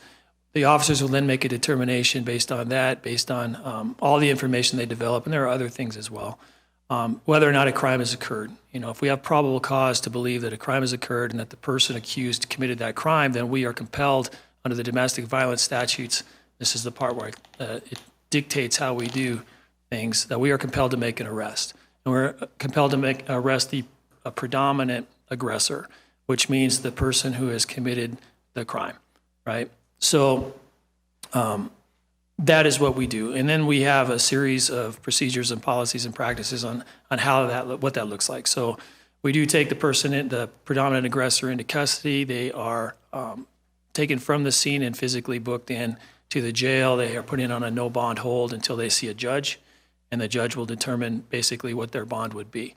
And again, Judge Feldman, thank you for coming tonight, and he asked to sit over there in the wings and answer questions if you have them. But his paper is incredibly detailed and very informative, so I'd ask that you refer to that for questions on what the court process looks like. So could you answer something? Yes. So you got two people going at it, and one may have been the initial aggressor, but I can think there would be a case in which the other one would suddenly become the more dominant aggressor, if Yes. that makes sense. So I think I can probably illustrate an example of that. And again, this is just an example. I'm not thinking of referring to any specific case, but what would probably be a good example of that would be something like, let's say a couple gets into an argument, and maybe one of the parties pushes the other party. Technically, that's a violation. That could be termed an assault, right? A violation of law. But then the other party retaliates and gets a baseball bat and cracks the other person in the leg, breaking their leg, causing serious bodily injury or worse, right? So who's the predominant aggressor in that particular violation? It would be the person who retaliated with the baseball bat, in our opinion. So not always, and every case is unique and individual, and we have to weigh all the facts and circumstances. And there may be circumstances, and we try to minimize them, where we will arrest both parties. Because both parties are involved, it's difficult to determine who the predominant aggressor is. And then, so we will arrest. We try to reduce that. We don't want to have a chilling effect on people reporting domestic violence. It's very important to us that we capture these and we help people when we can. But I hope that answers your question. Yeah. Okay. So, and like I said, again, the judge's paper goes into like what that looks like with the no bond holds and what our responsibilities are there.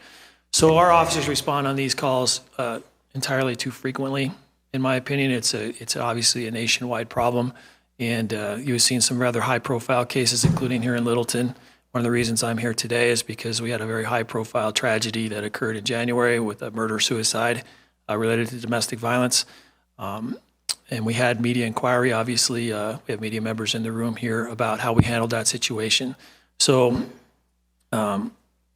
and as a result of that, and as a result of the questions that I've received from counsel and the desire of counsel to talk about what we've done and how we do these things in the Littleton Police Department, I have come here tonight to answer your questions. As a result of the inquiry we did several months ago, following the questions by the media, we took a really hard introspective look at how we do things in Littleton with our response to these types of calls. One thing that we want to make sure we do, and we have a history of doing here in the Littleton Police Department, and you guys are all very familiar with it, is we welcome and encourage and proactively seek outside input and review on what we do. And what I'm speaking about really is the CLIA accreditation that we go through. You know, we have to comply with approximately 400 national standards on how we do our police operations, everything, you know, all of our policies and procedures. Every 3 years we're audited, and I know, Mayor, you're very involved in CLIA, so you know what that entails. It's comprehensive, it's intensive, and we welcome that, we encourage that. We're one of only 5% approximately departments in the United States that's CLIA accredited. And we welcome that. We encourage, that's a voluntary program on our part, and we pay, actually, to participate in that. And it's important for me as the chief and for us as a community to know that our policies and procedures are continually being modified, continually being updated, and that we continually strive to comply and conform to national best practices, whether that's domestic violence or whether that's, animals at large. It could be anything, and it's all of it. In addition, we are constantly looking at our policies on our own, and we always looking at best practices, utilizing a number of resources. The International Association of Chiefs of Police has a number of model policies, and we look at those constantly and modify our policies, and I can think of several that we've modified just in the last 2 years to update. Even without that 3-year audit, we constantly do these things to make sure that we're staying up to date. PERF, the Police Executive Research Forum, also has is a very good resource for us. We reach outside the boundaries of Littleton to make sure that our police department is compliant with the latest practices. So, but as a part of and a response to the questions raised by the media, they're legitimate questions. As painful as the process has been to go through, it's never easy to go on camera and answer questions for the media. I've told Mr. Kowaleski that I think it's been a valuable experience for us because it does force us, even again, to look at what we're doing, take a good hard look at our process, our procedures, and make sure that we're providing the absolute best service we can for our community. Chief, I appreciate your coming here. I'm going to ask the unfair question because I didn't prep on this one at all, but it's certainly been one of those items that's received a lot of tension because it has to do with a sense of freedom and that we have in our personal rights. And when someone crosses the line, or when it crosses the line so that there is probable cause, it's a term of art. It's one of those phrases that Judge Feldman has used. But knowing we go through various certifications and outside organizations, how do you deal with probable cause such that you're not violating personal rights, because that has involved then escalations that have gone sour nationally, at least it's hit the news nationally, and the other side of trying to be in a position to actually do the right thing? So it's a good question. And probable cause is something that is, it's a legal definition, and the judge is very good at that. But it's very slippery and difficult to articulate what it exactly looks like in all circumstances, right? And basically it comes down to, would a reasonable person, given the set of circumstances that the officers are investigating, all the facts that they know them at that time, would a reasonable person, given that same set of facts and circumstances, believe that a crime had been committed and that the person accused had committed that crime? If those factors are, you can check those two boxes, then we have probable cause to make an arrest. Obviously difficult or different than the level of proof needed for a criminal conviction, but less so, and there was a reason for that, obviously. And our officers and all police officers, have to rely on a whole number of factors: their training, their life experience, their common sense. All those factors come into play. The information provided to them by witnesses at the time, the evidence that may be there or not there, it all comes into play. And more often than not, especially in domestic violence cases, it's very challenging. We'll get conflicting statements.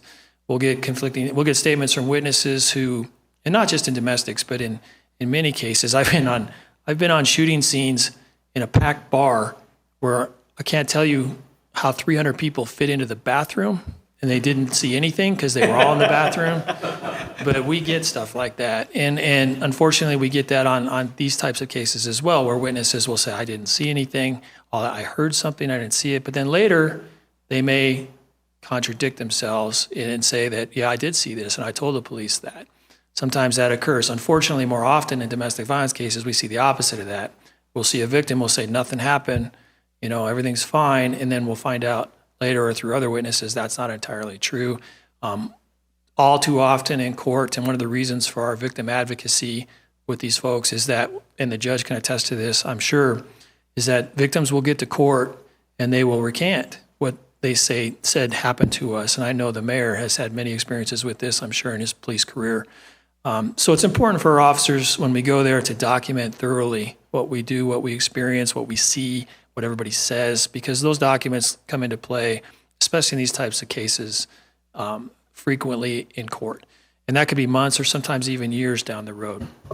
So I hope that answers your question on probable cause. And I'd like to go into a little piece on some things we've done concerning that piece of our documentation. But Mayor, did you have a question? No, that's probably going to tie with what you were going to talk about. I was going to suggest you talk a little bit about the supervisory nature of those calls and how it progresses through the system in a supervisory way. Okay. Let me just touch real quickly on one of the process improvements that I think we've come up with as a result of this latest introspective look that I'm talking about. And that is, and I had to answer some hard questions for the media about a particular case where those non-criminal domestic violence, the verbal domestic violence reports that we generate, it had been our practice to do like a one-line sentence on the narrative of those reports. And what that means is, what happened? What did we see? And what we had been putting in those reports, because it's not a criminal offense, is that the officers would treat that report as what it really was a generation of a proactive outreach from the victim advocate. There wasn't a lot of detail in those narratives. Sometimes they're one line, many times they're one line. Verbal domestic, no crime occurred. Or verbal argument, no crime occurred, right? So during this case in January, we had something like that. And I did not have enough experience looking at our individual reports. I saw a report like that. I'm like, well, that doesn't tell me what happened. So we had identified that our practice had been to do these types of reports on these non-criminal offenses. We've since modified our policy and our practice actually to that we will not be doing that. I think it's important that we document, almost equally important, that we document the times where we don't make an arrest, especially on a domestic violence call, because it can come back later, as it did in this case, and we want to make sure that we can refer to these reports in the future, and that could be days, months, years in the future, and we can go back and we can pull a report and find out exactly what we did. And when you have cases like domestic violence and the statutory requirements and the mandatory arrest policies and those types of things, it's really important that we document what we're doing in a more thorough manner, and we have done that. When it comes to supervisory review, that's another step that we've beefed up, because we have always, and you know, because you have experienced it and lived it in the police department, is that we do rely heavily on our supervisors to make sure that our officers are complying with our best practice policies, right? We can put the best policy in place in the entire world. It can be held up as a model, but it's incumbent upon our personnel to make sure they follow that policy. And it's incumbent upon me and incumbent upon us as command level and management for the organization to make sure our officers are properly trained in those policies and that our supervisors are actually making sure that our officers comply with those policies. So one thing we've done is, and most recently is, again, always stressed that our supervisors, that's your primary role, right, is to make sure that our officers are out there complying with what we need them to do and providing the best service we can to our community. But we more formalize that now so that we make sure that we can follow up. We have a recent case, again, brought to our attention as part of the original investigation by the media. A recent case, actually was last October, where it appears on its face we may not have followed up where we needed to follow up, and we let a victim down. That's what it appears like. So we want to make sure that we do not do that and that we can minimize those frequency of those types of events. We want to make sure that we identify those events when they occur and then put practices into place that prevent that from occurring in the future. And that relies on supervision as well. We rely on the officer. Obviously, officers have a tremendous amount of discretion out there. One of the best jobs in the world to be out there and have that kind of discretion and ability to do what you need to do. Also one of the most dangerous jobs in the world, both professionally and physically, right? Because we do have that discretion and we have to be right. We have to be right every time. And it's challenging because when you talk about these things, we respond, police officers in Littleton respond on over approximately 20,000 calls every year. Our cops go out on that. We receive probably 25 to 27,000 911 calls, and we actually go out on about approximately 20,000 of those. And we have to be right every time, especially when it comes to these core functions, these core responsibilities like domestic violence. We want to make sure we do it properly, do it right. But keeping in mind that when we go out on these calls, you're talking about human beings. We put on the uniform, we wear the badge, we're not robots. We're not computers. We make mistakes sometimes, right? So, and police officers make mistakes. But we do the best that we can. We train the best that we can. We supervise the best that we can. But we're going to make mistakes occasionally. And when we do that, it's incumbent upon me, it's incumbent upon our supervision and command to identify those mistakes, to identify the primary reasons for those mistakes, and then fix that so it doesn't happen in the future, whether that's an individual's performance issue or a systemic policy issue. We need to deal with that, and we will deal with that. That's one of the reasons we do CLIA accreditation. That's one of the reasons that, again, as painful as it is sometimes to face the media on some of these things, it's important for us to do it. And it's important for us to be transparent. It's important for us to take that hard look at ourselves. And sometimes you just got to step up and say, yep, we didn't do that one right. And we're not going to do that again. We're going to minimize those frequency of those events and do everything we can to prevent that from occurring in the future. And we're going to make it right. And just a point, because I'm in a business where we do a lot of documenting because folks don't always remember what they did do at the time. Not only are your officers human, but you're also dealing with citizenry that is human as well. And you outlined a number of instances where you get conflicting information or information that's not necessarily what someone will hold to eventually.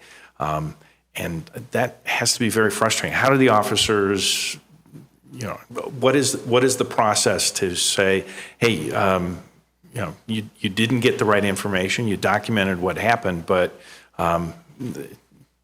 someone has changed their mind. How do folks deal with the human side of the constituency that's there?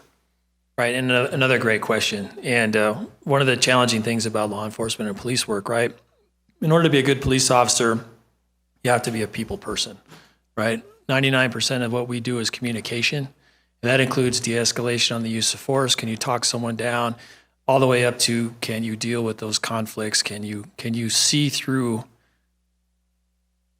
the BS, for lack of a better term, of what you're being fed by some people, right? And then what are the primary motivations? Can you, based on your experience, your life experience, your training, you've been through these types of calls many times. What's normal? What's abnormal? Can you pick up on those cues? Can you pick up on nonverbal cues? There's so much that goes into it, to be a good police officer, to identify that stuff. So it really comes down to the officer's experience, training, and ability to sort through all that. And so much of what we do is based on routine. We study, if you're good at what you do, you study humanity, right? What is a normal reaction to what people are doing? Like when I've been at this a long time, and I don't look at things the same way other people do. So when I go to the grocery store, it's pretty sad sometimes, but I'm looking for exit routes. I'm looking for what would I do if. And my poor kids get trained the exact same way. We were at dinner. I look at my 8 and 11-year-old boys, and I say, what would you do right now if someone came in here and started shooting? Because you have to prepare them for that mindset. So police officers look at things differently. What's normal? What appears normal? And then we have to trust our instincts when something is abnormal. So when someone's giving us a story and it's just not fitting, it's not clicking, and there may not be evidence that something occurred, but we have a gut feeling, you just got to dig. You got to dig, and you have to rely on your interpersonal skills and your ability to do that, to get to the truth, to the best of our knowledge. And ultimately, we have a good system. The criminal justice system in the United States, we have a check and balance, right? We could arrest someone on the street, and then they get their day in court, where the judge and the jury gets to decide, well, okay, the police officers did have probable cause, but we don't think there's enough beyond a reasonable doubt. So we do have a check and balance. We do the best we can, and to get to that truth, it relies on our experience and our training and, how much we've done certain things, but and just people skill. And some cops are better at it than others, and I hope that answers your question.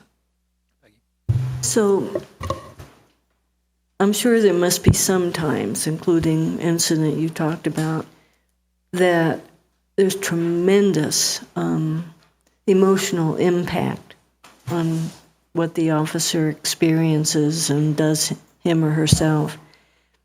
How do you provide decompression time off, or are they out there the next day if that's their regular day?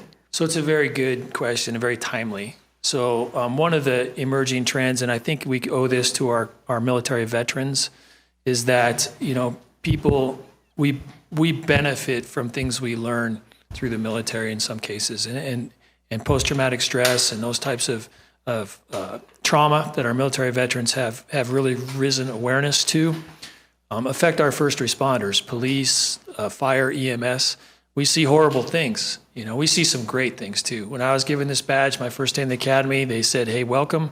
This is your ticket to the greatest show on earth," right? And we see some amazing things, but we see some horrific things too. And there is trauma, and it does affect people differently. We have to be, and I especially as the chief of police need to put a priority on wellness, psychological and physical wellness for our officers.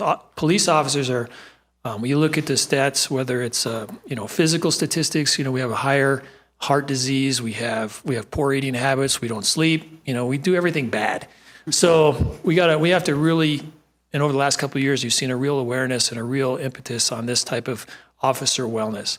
And a big component of that is psychological wellness.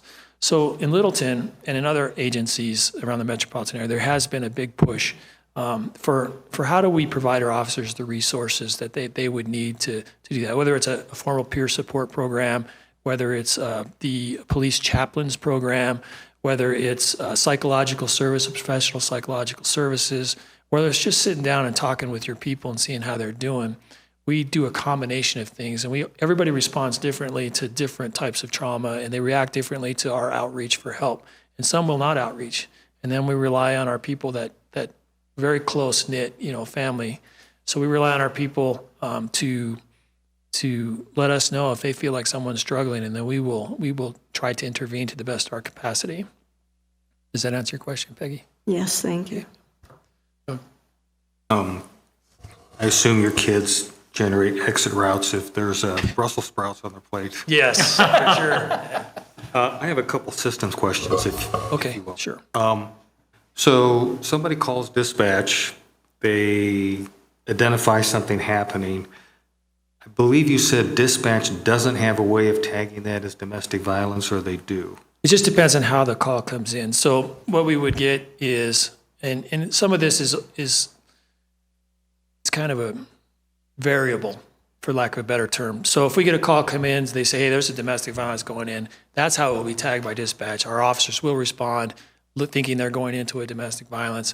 The CAD record will reflect that. At the end of the day, there may or may not be a police report that says it was a criminal violation or not. So if it comes in as a domestic violence, that's how the CAD will, it may come in as a barking dog. You know what I mean? And then our officers will go and determine the dog's barking because there's a domestic violence going on. So you have a code or a field or Yes. down or something? Yes. Okay, so the call comes into dispatch, there's a CAD record that's generated. The officer goes out, he does something. Then he comes back.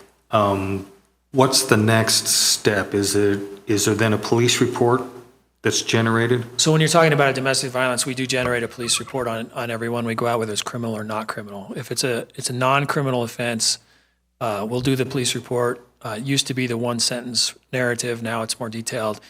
That case will then go to our victim advocate, and our victim advocate will do a proactive outreach. So then do you have a flag or a field or something in the police report that says this was domestic violence? Yes, and then those are automatically routed to the victim advocate. If it's a criminal case, it can be broken down into whether it's a city charge, a municipal ordinance violation, or a state misdemeanor, or a felony.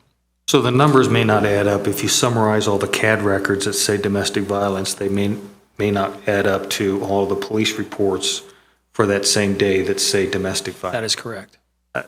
Part of why I'm asking this is part of the report on television that piqued my interest was the comparison between how many domestic violence calls result in arrests in Littleton versus other places.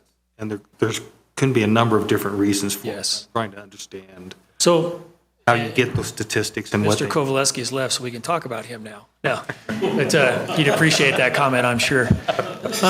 But basically, when I was meeting with Mr. Kovaleski and being on the television news, you know, they have very small timeframes to get their story across, right? So, and one of the reasons that I was hesitant to do his initial interview, and I did an interview with him again today, and much better, easier way to go about it, okay? So, but the first interview we did, that was one of the questions he brought up. Why does it show, based on our statistic, our review of your statistics, your arrest rate is lower than others? And I told him, I said, you know, Tony, I said, your question is very easy and makes sense. I get it.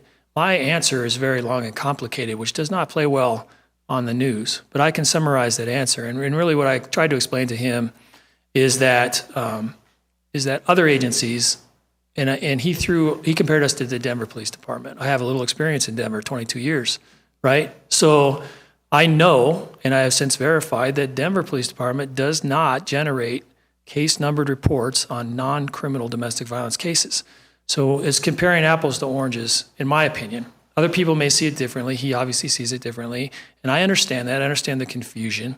But I'm very confident, and I told him, and I would tell anybody, I'm very confident that the Littleton Police Department has always and always will arrest people who need to be arrested for domestic violence. When we have probable cause, we will make the arrest. And I don't see anything that tells me otherwise, that we are not doing or we're arresting anybody any less than any of other surrounding jurisdictions. I talked to the district attorney, talked to the judges, and they're not seeing that here. You know, can I point to a specific hard stat that will show you that? You see our stats are kind of all over the place and open to interpretation. So in response to that, he showed, and the story reported that our arrest rate was really low, and Denver's was pretty high. So I told him my take on that. I can't speak for Denver, but it's kind of different how we do that. And then when we did the final interview, he threw in Lakewood at the last minute. And he gave me, so Denver's at 70-something, you're allegedly at 20-something or whatever it was. And then Lakewood, we since heard from, is at 40-something. And I told him, and I don't think this was on the media, I don't think it made the final cut. I said, thank you, you just made my point. And he's like, well, what do you mean? And I said, 3 different agencies, 3 different set of statistics. And we're all dealing with the same crime. And so, I mean, right there, and that has kind of illustrated my point, I think. Everybody captures it maybe a little differently. And everybody does business maybe a little differently in how they're capturing what they're doing. But this is how Littleton does it. I feel that we're very confident that we're doing what we need to do as often as we possibly can without making mistakes, and that we are arresting the folks who need to be arrested. Do you do, and I think the answer is no based on what you said, but I want to ask it anyway. So a call goes into CAD, the officer goes out there, let's say it's not domestic violence, it's something else, and he sees that there is a crime or there is not a crime. Does that make a difference on what he puts in a police report? Or does he not do police reports for non-crimes calls? So normally, and well, that's not it. So again, I can't say always. We have police reports we generate that we call for information only, informational reports that we're able to reference later. An example of that may be, we have a neighbor dispute where there's not technically a crime, but we wanted to document the fact that we were out there, that we took these types of information. These were the people that we contacted, what they said, what we did. That's not technically a crime. We may generate a police report on that so that we can reference that later. Should there be a future crime, that's important to know, right? The same thing applies to domestic violence. We go out, there's not a criminal offense. We will always generate a police report on a non-criminal domestic violence because of the proactive outreach of the victim advocate. Does that answer your question? Yeah. Kind of? Yeah, so generally if it's not a crime, you don't normally put in a police report, but you may. For example, so we respond on approximately 20,000 calls a year. We generate approximately 6,000 police reports. Okay. Okay, so does that give you a kind of a frame of reference? Yeah, it does. So of those 6,000 police reports, approximately 8%, 7.5% over the last 5 years are domestic violence related in one way or another. The national average, according to PERF, they did a study, Police Executive Research Forum, 350 police departments across the country. They found that about 8% of a police department's call load is domestic violence related. That makes sense. And that's true across the country? Yes, according to PERF's study. Okay. So, yeah. Any additional questions for the chief? Bill? Chief, first of all, thanks for this update. It's great. And how long do we stay engaged with a victim, the victim advocate people? And is there a handoff to another agency? Is there long-term follow-up? How do we help prevent that So the kind of question, situation? the answer to your question is yes. Thank you very much. Yeah. Again, it depends. We have, unfortunately, more often than not, I would think, based on my review of, I'm looking at police reports and stuff, is that our victim, victim advocate Linda Suttle, will make at least 2 attempts to contact victims. And either sometimes those attempts are unsuccessful, or they will make contact, she will make contact, and they refuse any types of services. So we'd like to not have that be the case, but they have to want to participate. But there are other situations, I consider these wins, where we will provide services to folks, they will take those services, they will take, and many of those services, what they really are more often than not is a handoff, like you're talking about. These are the resources that are out there to help you, whether it's a shelter, whether it's a victim advocacy group, a nonprofit that can help them long-term. These are, a support group. These are the types of resources, and we're really a conduit to those resources. Some folks will take advantage of that, and hopefully they can change their lives and make them better, and that's our ultimate goal. So hopefully that answers your question. Yes, and it is does. it really dependent upon what the victim wants to do? Any other questions? So I would like to make a few comments. And I talked about this last week at council. The Littleton Police Department enjoys a phenomenally supportive community. And I can't tell you, again, how important that is to me and important to our officers that the community here is so vocal in expressing their support for our police department. So it's painful for me to have to talk to the media on a negative story, but I will do it because that's my job and I have to do it.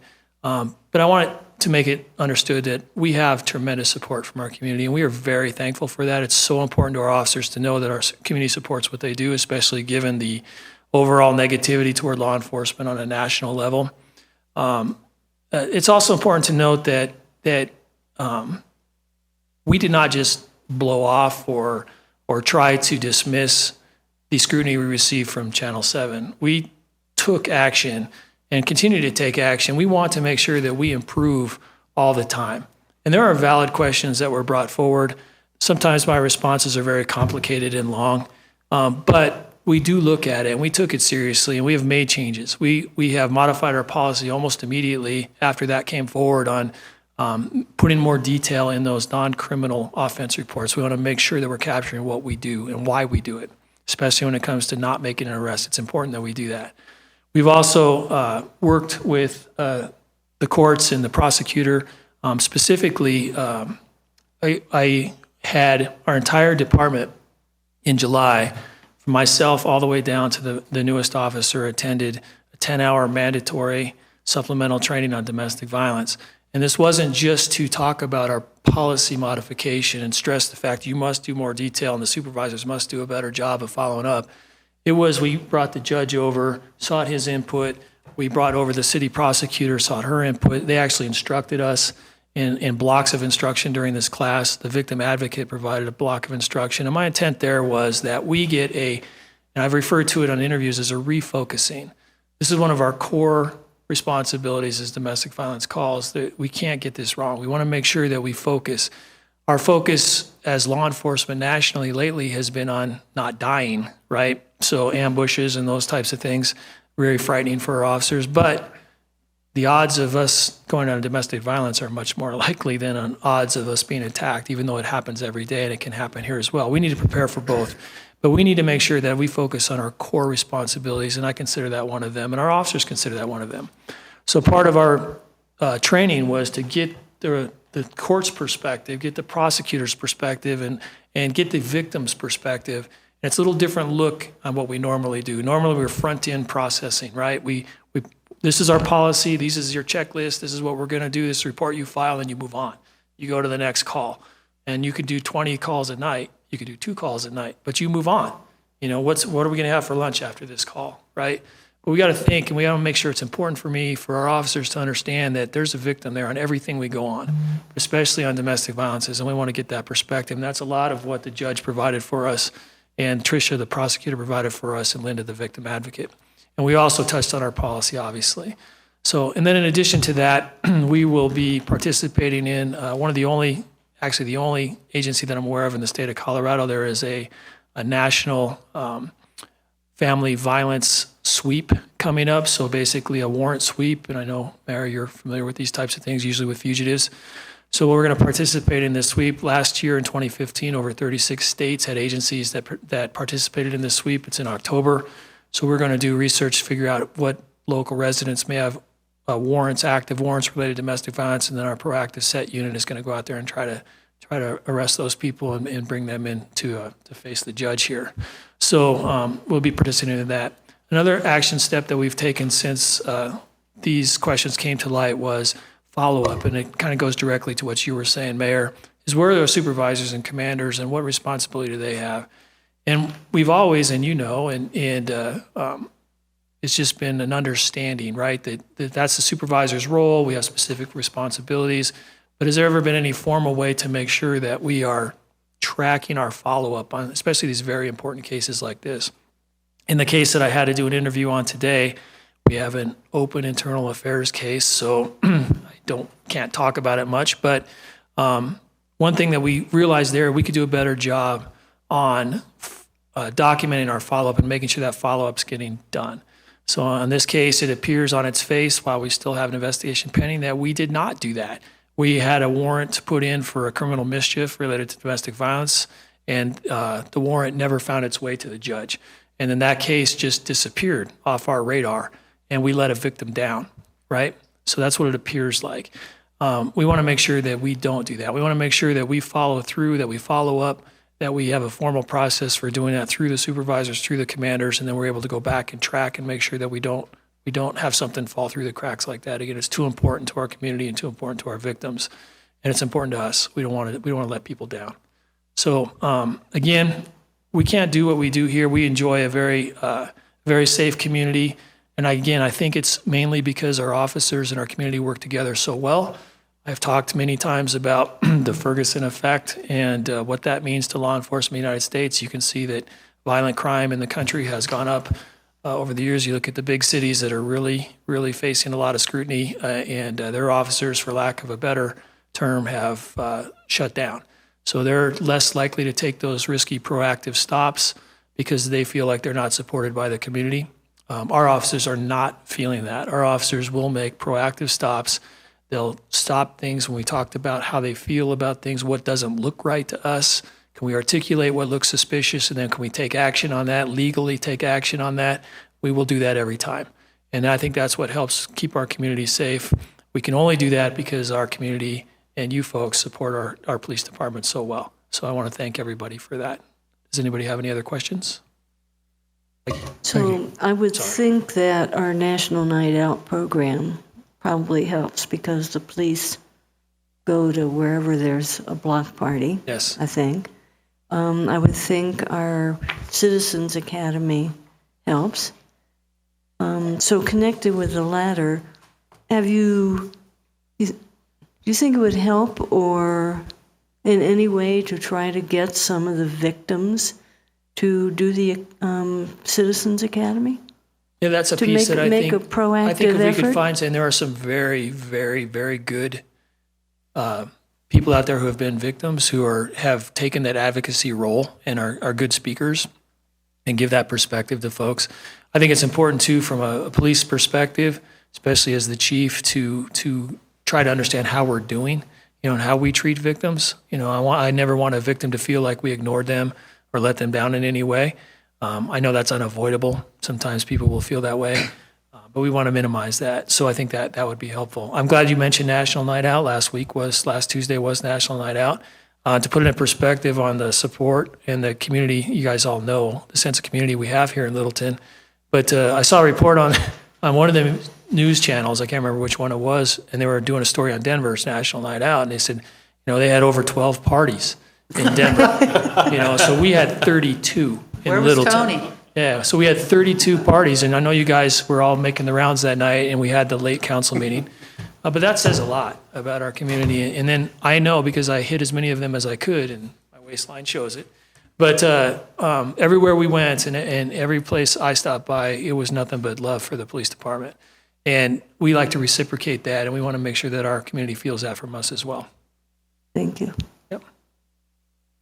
Chief Stevens, I want to thank you for taking the time to be with us. I know we told you to be here, but you definitely did a great presentation for us, and thank you.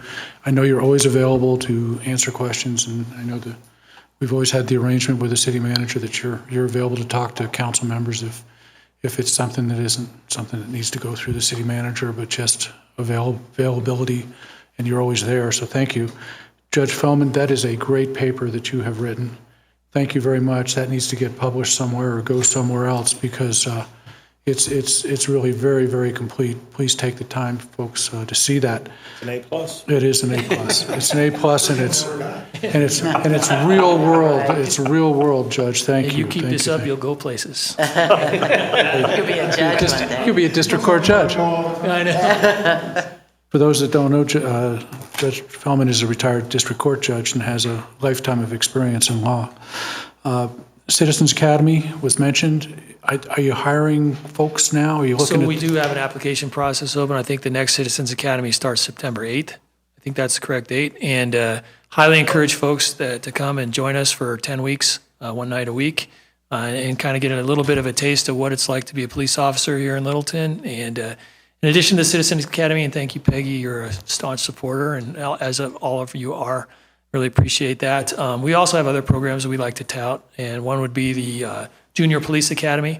We run that every summer. Great attendance at the Junior Police Academy this year again. And then we just wrapped up our Teen CSI program, which is pretty cool. Middle school and high school kids get an opportunity to come and act as crime scene techs, and we do a mock crime scene, and they get to process that scene, and it's a lot of fun. They're super students. Yeah, they're awesome, In so. those classes. Yes. So on the Citizens Academy, if you were interested in the kinds of things that the chief talked about, you'd probably run into about 20 or 25 other officers that be able to present topics the same way. It's really a great opportunity. And I think that wraps it up. I do want to say, Chief, we got such tremendous confidence in the police department. When we go out in the community as elected officials, we don't hear about problems with the police department. We hear about a lot of other things that are not nearly as important as perhaps that could be. They are very happy with emergency services and with the police. We hear it all the time. Thank you. Thank you. Yeah, if there's one thing, it's going to be some of the traffic enforcement issues that Yes. I'm sure you're aware of. Yes. That's always the one. We get that both ways. Yes. Too much and too little. Yes. right. Yes, there's a no win, that's what. They want it on their street, but they don't really want it for them. So we understand that. Thank you. We have one other administrative. So Chief, we're done. Thank you very much. That ends the agenda item C. We just have one other administrative item to talk about. Thanks, Chief. Thanks, Mr. Mayor. Hey, Council, just maybe a quick question here. Last year, during our budget review with the council, we started at 6 p.m., and I'm wondering if you would like to do that again, because we will have to advertise for a different time than your normal 6:30. Thanks, Doug. So again, those meetings are the 19th through the 21st of September. It's up to you. If you want to start earlier, in fact, we could even bring in some sandwiches and something like that if you would like that, but just trying to get a feel for when you want to start the budget discussion. I would even offer up if you wanted to start earlier than that. I know staff works till 5, then they get the floating hour there. I mean, 5:30. I can't make 5:30. Wait. 6 I can do.